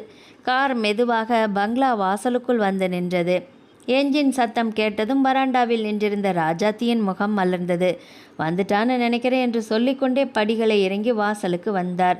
மாணிக்கம் செய்தித்தாளை மடித்து வைத்துவிட்டு வெளியில் வந்தார். டிரைவர் காரின் டிக்கியை திறந்து பெட்டிகளை இறக்கி கொண்டிருக்க மறுபக்க கதவை திறந்தபடி கீழே இறங்கினான் தயாளன். வெளிநாட்டு பயணத்தின் சோர்வு முகத்தில் இருந்தாலும் அதை காட்டிலும் அவனது கம்பீரமே முதலில் கண்களில் பட்டது. வாப்பா என்று மாணிக்கம் அருகே வந்தார். எப்படி பார்க்கீங்க என்று புன்னகையுடன் தந்தையின் கையை பற்றினான். ராஜாத்தியிடம் திரும்பியவன் அம்மா என்று மெதுவாக அழைத்தபடி அவளது தோலை தொட்டான். பயணம் நல்லபடியாக இருந்துச்சாப்பா? நல்லா தான் இருந்துச்சு. முதல்ல உள்ளவா, குளிச்சுட்டு சாப்பிடு. சரிம்மா. அவர்கள் பேசிக்கொண்டே வீட்டிற்குள் நடக்க ஆரம்பித்தனர்.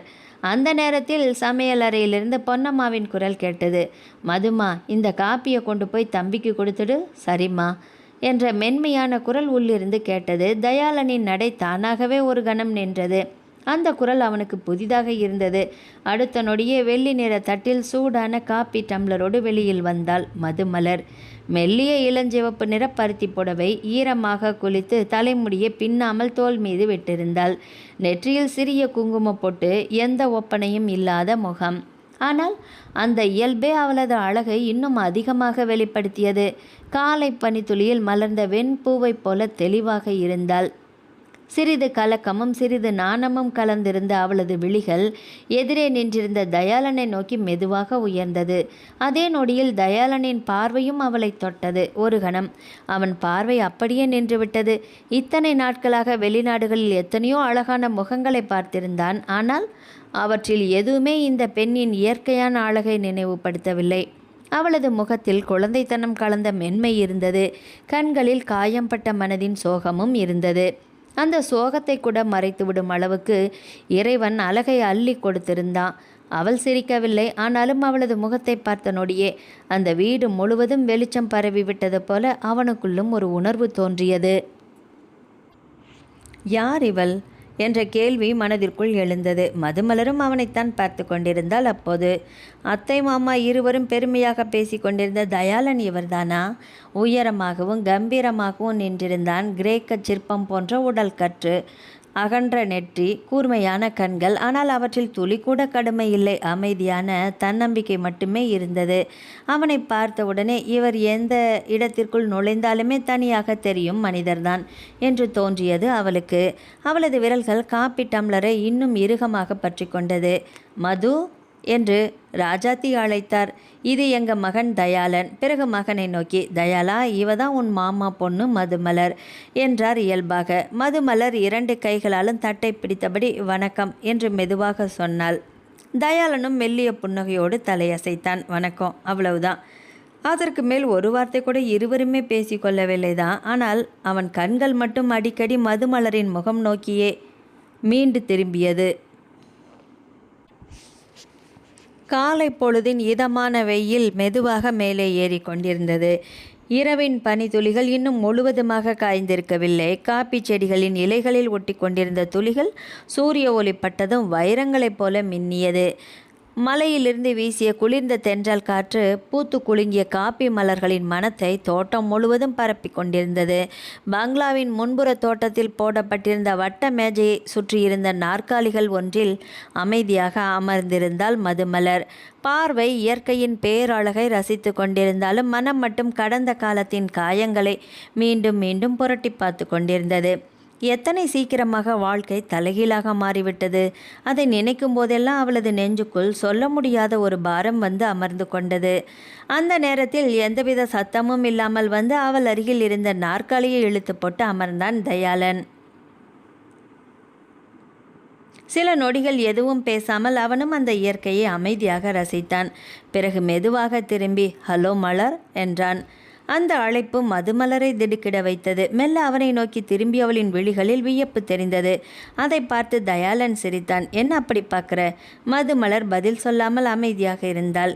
என் மாமா பொண்ணு நீ, வாங்க போங்கன்னு மரியாதை கொடுத்து கூப்பிடணும்னு நினைக்கிறியா என்று குறும்பாக கேட்டான். அவள் இன்னும் அமைதியாகவே தான் இருந்தாள். நீ என்னை விட குறைஞ்சது ஒரு 6 வயசு சின்னவ, அதனால தான் மலர்னு கூப்பிட்டேன். எதுக்கு தேவையில்லாமல் வாங்க போங்கன்னு தூரம் வச்சுக்கணும்? நான் மலர்னு கூப்பிடுறது உனக்கு ஓகே தானே? ஒன்றும் ஆட்சேபனை இல்லையே என்று அவளது முகத்தை பார்த்தபடியே அவன் கேட்க மதுமலர் மெதுவாக தலையசைத்தாள். இல்லை. அந்த ஒற்றை வார்த்தை கூட மிக மெதுவாகத்தான் வெளியில் வந்தது. தயாளன் சிரித்தான். மலர் என்பதற்காக இவ்வளவு மென்மையாக இருக்க வேண்டுமா? ஏன் ஏதாவது மௌன விரதமா? அவள் அவசரமாக தலையை உயர்த்தினாள். அதெல்லாம் ஒன்றும் இல்லையே. அப்புறம் புதுசாக இருக்கே அதுதான் என்று தயக்கத்தோடு சொன்னாள். இல்லை, முறைமாமன்கிட்ட பேசுறதுக்கே தயக்கமாக இருக்கோன்னு நினச்சேன். அவன் சிரித்தபடியே சொன்னான்.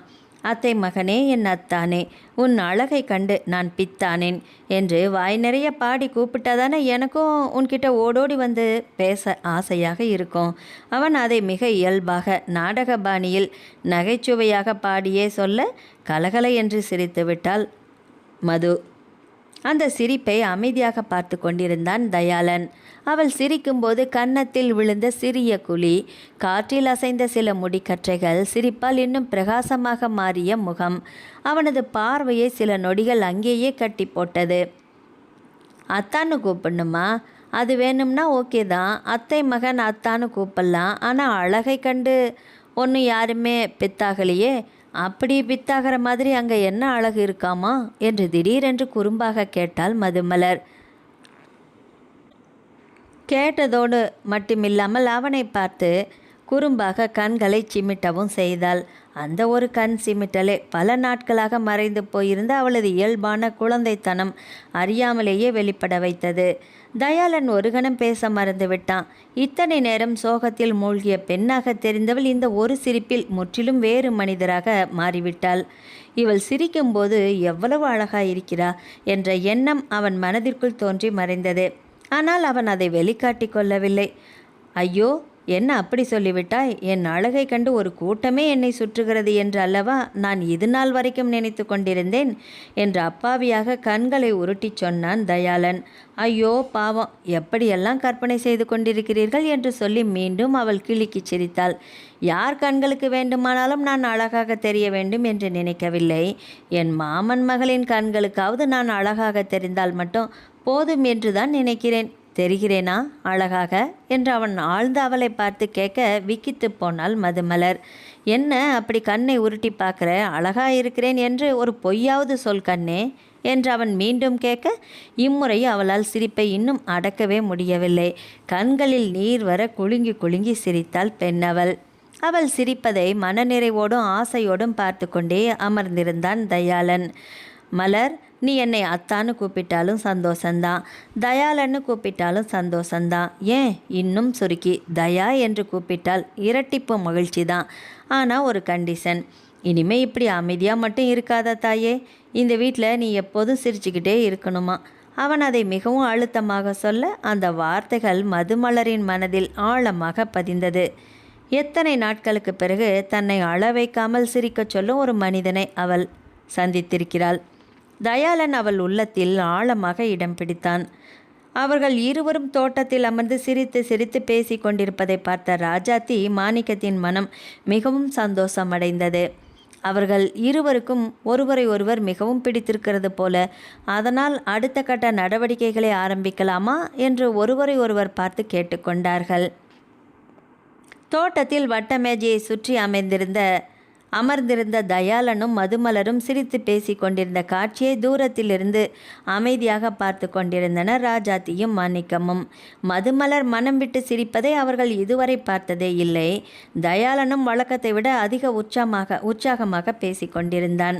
இருவரின் முகத்திலும் தெரிந்த அந்த இயல்பான மகிழ்ச்சியை பார்த்த ராஜாத்தியின் மனம் நிறைந்து போனது. என்னங்க என்று மெதுவாக கண்களை திறந்து கணவனை அழைத்தார். சொல்லு ராஜி. இவங்க 2 பேருக்கும் ஒருத்தர் பிடிச்சிருக்குது போல தான் தெரியுது. மாணிக்கம் மீண்டும் தோட்டத்தை நோக்கி பார்த்தார். தயாளன் ஏதோ சொல்ல மதுமலர் வாய்விட்டு சிரித்தாள். அந்த சிரிப்பை பார்த்ததும் அவரும் புன்னகைத்தார். நீ சொல்கிறதுல உண்மை இருக்கும் போல தான் தெரியுது ராஜி. ராஜாத்தி ஆழ்ந்த பெருமூச்சு விட்டார். நம்ம மனசில் இருக்கிற ஆசையை அண்ணன்கிட்ட சொல்லிடலான்னு நினைக்கிறேங்க. சொல்லலாம், ஆனால் முதல்ல அவரோட சம்மதம் வாங்கணுமில்ல.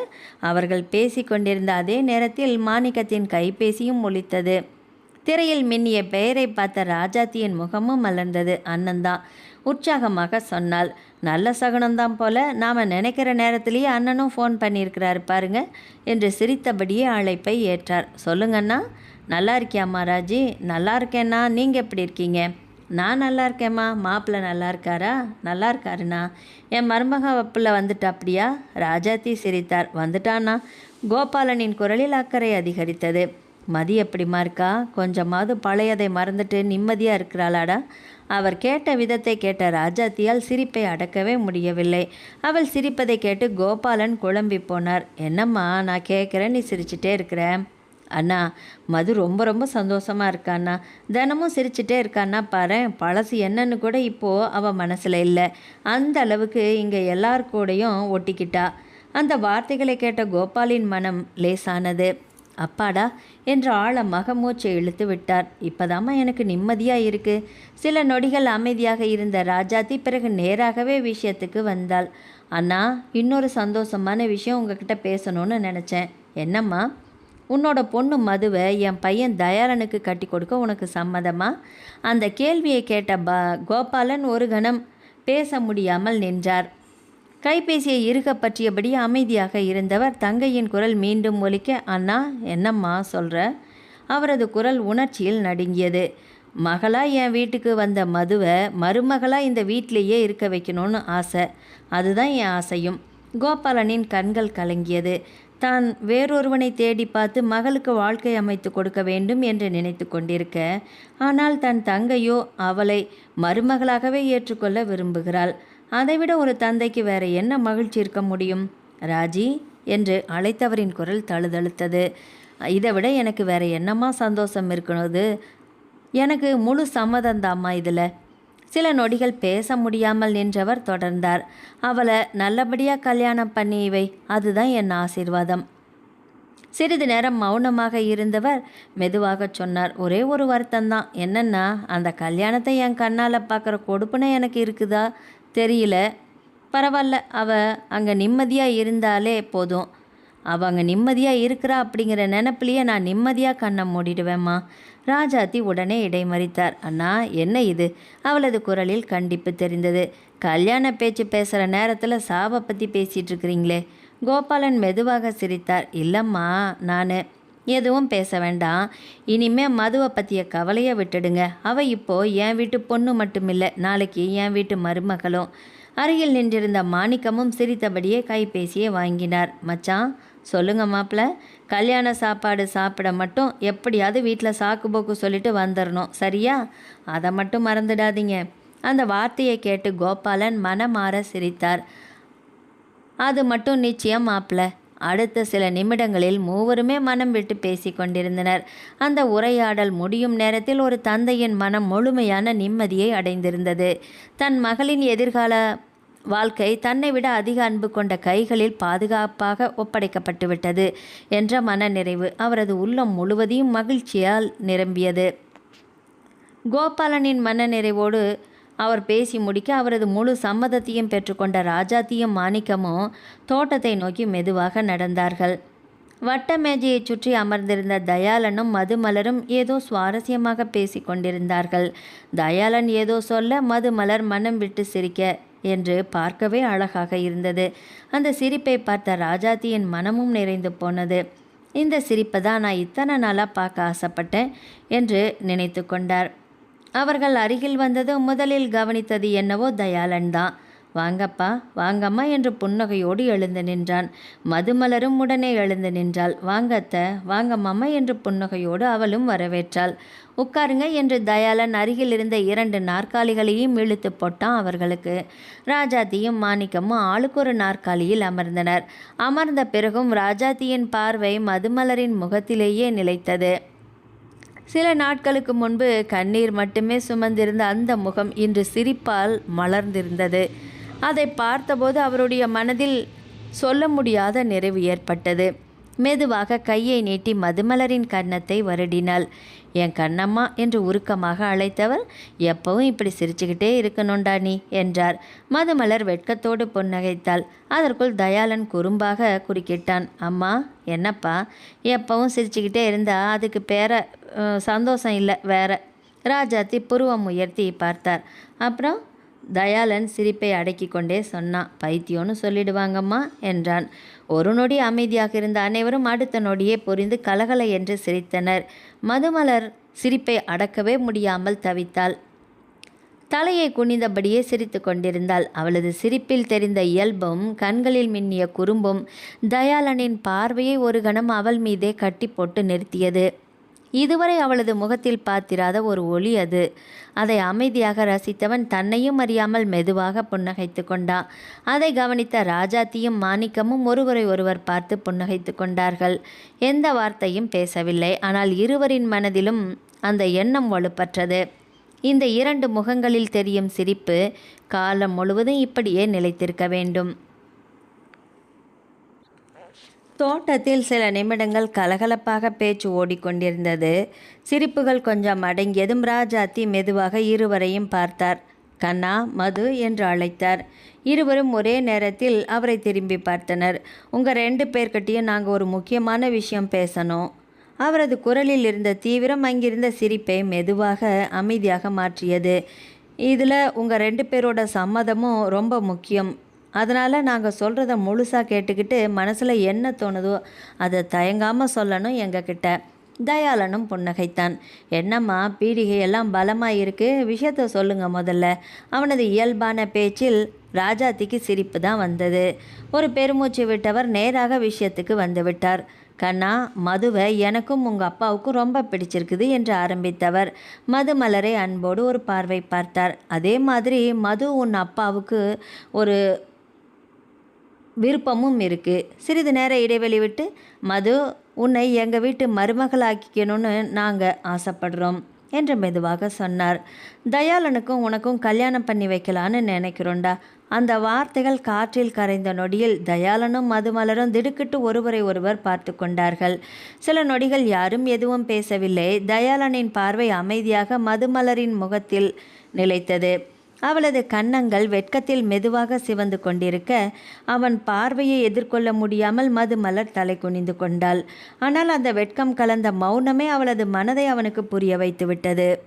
தயாளனின் உதடுகளில் மென்மையான புன்னகை மலர்ந்தது.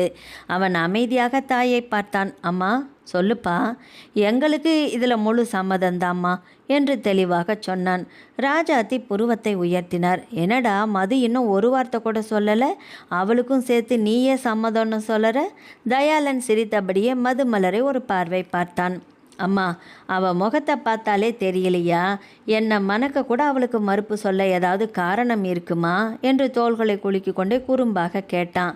அந்த திமிர் கலந்த பேச்சை கேட்டு மதுமலர் உடனே நிமிர்ந்தாள்.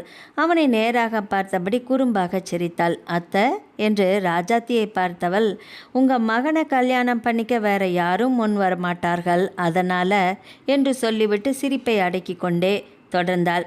ஏதோ போனா போகுதுன்னு உங்களுக்காக மட்டும்தான் நான் இவரை மணந்து கொள்ள சம்மதம் சொல்கிறேன் என்று உதட்டை கடித்து சிரிப்பை அடக்கியவாறே சொன்னாள். ஒரு நொடி தயங்கிய தயாளன் அடிப்பாவி என்று சிரித்தபடியே அவள் அருகே வந்து, நான் என்ன அவ்வளவு மோசமாவா இருக்கேன் என்று கேட்டுக்கொண்டே செல்லமாக அவளது காதை பிடித்து மெதுவாக தெருகினான். ஐயோ, அத்தான் வலிக்குது என்று சிரித்தபடியே அவனது கையை தட்டிவிட்டாள் மதுமலர். அவர்களின் இந்த இயல்பான குறும்பும் எந்த தயக்கமும் இல்லாத நெருக்கமும் ராஜாத்தியையும் மாணிக்கத்தையும் மனதார மகிழ்ச்சி அடைய வைத்தது. இருவரும் ஒருவரை ஒருவர் பார்த்து கொண்டே புன்னகைத்தனர். அவர்களுடைய மனதில் ஒரே ஒரு நிம்மதிதான். தாங்கள் எடுத்த முடிவு இந்த இரண்டு மனங்களும் ஏற்கனவே மனதில் ஏற்றுக்கொண்ட முடிவாகவே இருந்தது என்பதை அறிந்ததுதான். அதன் பிறகு நாட்கள் இறக்கை கட்டி கொண்டு பறக்க ஆரம்பித்தன. ஏற்காட்டின் அமைதியான வாழ்க்கை மதுமலரின் உடைந்த மனதை மெல்ல மெல்ல ஆற்றிவிட்டது. தயாளனும் மதுமலரும் திருமணம், எஸ்டேட்டை சுற்றி நடப்பது, காப்பி தோட்டங்களில் மணிக்கணக்காக பேசுவது, மாலை நேரங்களில் தோட்டத்தில் அமர்ந்து தேநீர் அருந்துவது என்று இயல்பாக நெருங்கி பழக ஆரம்பித்தனர். ஒருவருக்கொருவர் எந்த வாக்குறுதியும் கொடுத்து கொள்ளவில்லை, காதலை பற்றியும் பேசவில்லை. ஆனால் இருவரின் மனங்களும் அமைதியாக ஒன்றை ஒன்று ஏற்றுக்கொண்டது. அந்த புரிதலை அவர்களது உறவை இன்னும் அழகாக்கியது. ராஜாத்தியும் மாணிக்கமும் தங்கள் முடிவும் சரியானது தான் என்று ஒவ்வொரு நாளும் மனநிறைவோடு உணர்ந்தார்கள். இரு குடும்பங்களின் சம்மதத்தோடு திருமண நாளும் நெருங்கி கொண்டே வந்தது.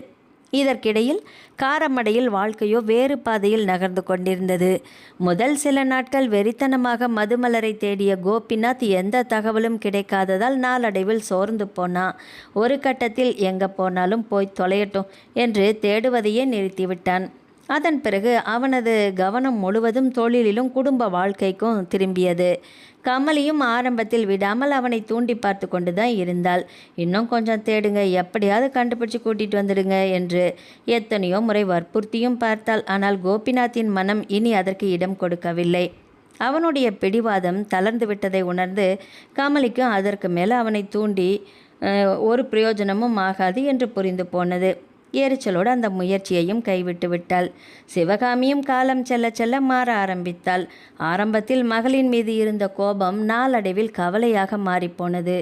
எங்கே இருந்தாலும் என் பொண்ணு நல்லா இருந்தா போதும் என்று மனதார நினைக்க ஆரம்பித்து விட்டாள். ஒவ்வொரு அமாவாசை பௌர்ணமி நாளிலும் கோவிலுக்கு செல்லும் போதெல்லாம் மகளின் நலனுக்காக ஒரு விளக்கேற்றி வைக்காமல் அவள் திரும்பியதே இல்லை.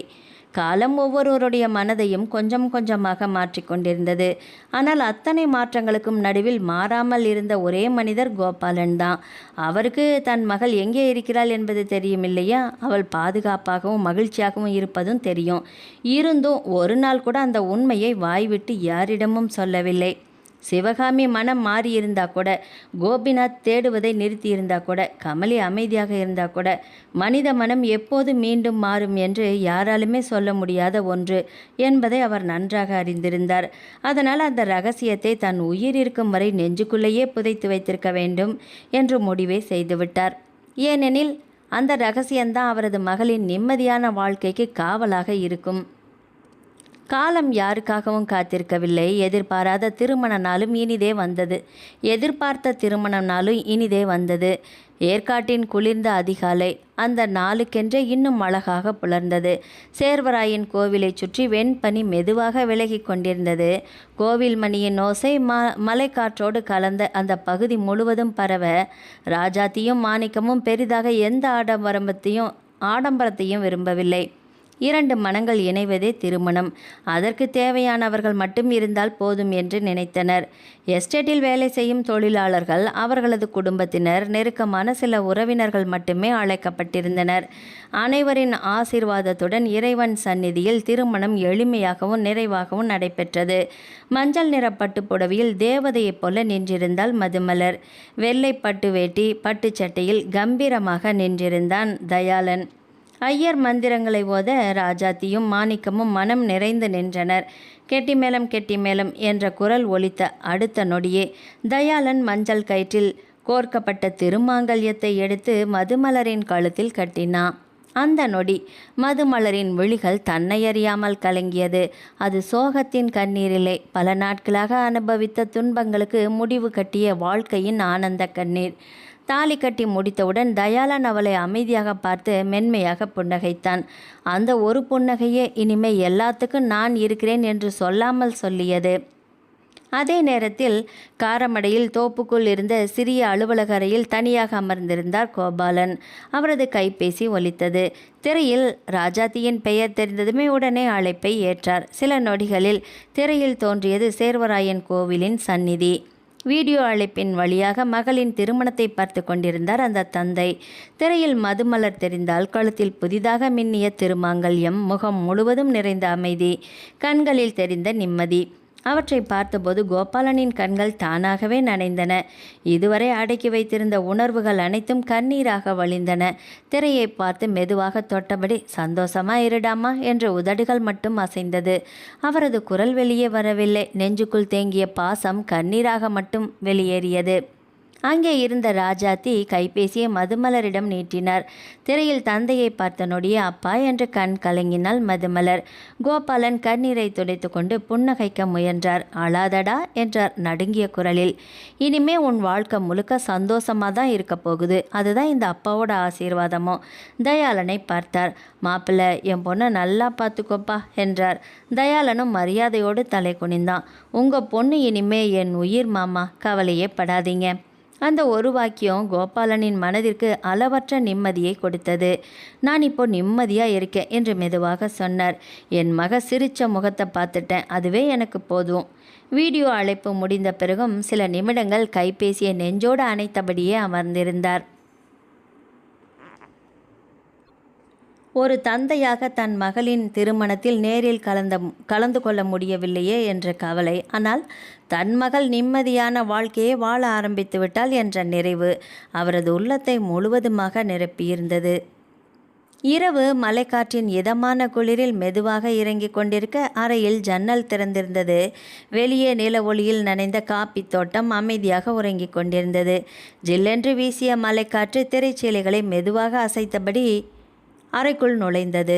ஜன்னல் கம்பிகளை மெதுவாக பற்றி கொண்டு வெளியே விரிந்திருந்த இரவின் அழகை வெறித்து பார்த்தபடி நின்றிருந்தாள் மதுமலர்.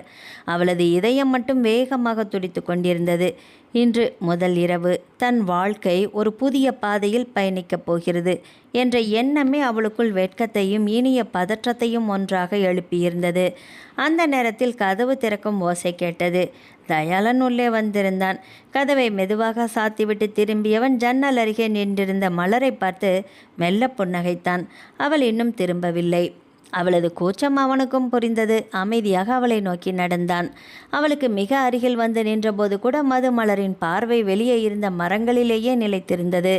அவளது விரல்கள் ஜன்னல் கம்பிகளை இன்னும் இறுக்க பற்றி கொண்டது. தயாளன் மெதுவாக தன் 2 கைகளையும் நீட்டி அவள் கைகளின் மேல் வைத்தான். அந்த ஸ்பரிசத்தில் மதுமலர் லேசாக நடுங்கினாள். அடுத்த நொடி அவன் மெதுவாக அவளது முதுகில் சாய்ந்தான். குளிர் காற்றோடு கலந்த அவனது மூச்சு காற்று அவளது கழுத்தை வருடியது. அவள் கண்களை இறுக மூடிக்கொண்டாள். மெல்ல அவளது காதருகே குனிந்தவன் மலரே என்று அழைத்தான். அந்த அழைப்பிலேயே அன்பு நிறைந்திருந்தது. என் உயிரே என்று மெதுவாக சொன்னவன் என்னை ஒரு தடவை பாரேன் என்றான். அந்த குரலை மறுக்க முடியவில்லை. கூச்சம் நிரம்பிய முகத்தோடு மெதுவாக திரும்பினாள் மதுமலர். தலை குனிந்தபடியே நின்றிருந்த அவளது முகத்தை பார்த்த தயாளன் மென்மையாக அவளது தாடையை தொட்டு நிமிர்த்தினான். வெட்கத்தில் சிவந்திருந்த அவளது கன்னங்களும் இமைகள் தாழ்ந்திருந்த கண்களும் அவனது மனதை நிறைத்தது. இவ்வளவு வெட்கப்படுற அளவுக்கு நான் அழகானவனா என்று சிரித்தபடியே கேட்டான். மதுமலரும் வெட்க புன்னகையோடு மெதுவாக இல்லை என்பது போல தலையசைத்தாள். இல்லை என்று ஒற்றை சொல் மட்டுமே அவளிடமிருந்து வெளிவந்தது. அடிப்பாவி, இன்னமும் உன் குறும்பு போகலையா என்று சொல்லி அவள் காதை திருக இல்லை என்று சொல்லி சிரித்தாள் மலர். அந்த சிரிப்பே அவனின் அத்துமீறலுக்கு போதுமானதாக இருந்தது. அவளை மெதுவாக தன்னருகே இழுத்து தழுவி கொண்டான் தயாளன். அந்த அணைப்பில் இறுக்கம் இருந்தது.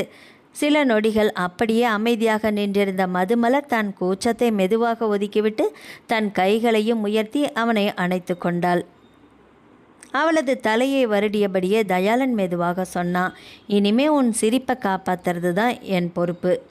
அந்த வார்த்தைகளை கேட்ட மதுமலரின் கண்களில் ஆனந்த கண்ணீர் மிளிர்ந்தது. பதிலாக அவள் எதுவுமே பேசவில்லை. அவனது மார்பில் முகம் புதைத்தபடி அமைதியாக கண்களை மூடிக்கொண்டாள். அந்த அமைதியான அணைப்பிலேயே 2 இதயங்கள் சந்தோஷமாக தங்களது வாழ்க்கை பயணத்தை தொடங்க ஆரம்பித்தது. நாவல் முடிவடைந்தது. இந்த நாவல் உங்களுக்கு பிடிச்சிருந்தா மறக்காமல் கமெண்ட் பண்ணுங்கள், ஷேர் பண்ணுங்கள், லைக் பண்ணுங்கள். நன்றி, வணக்கம்.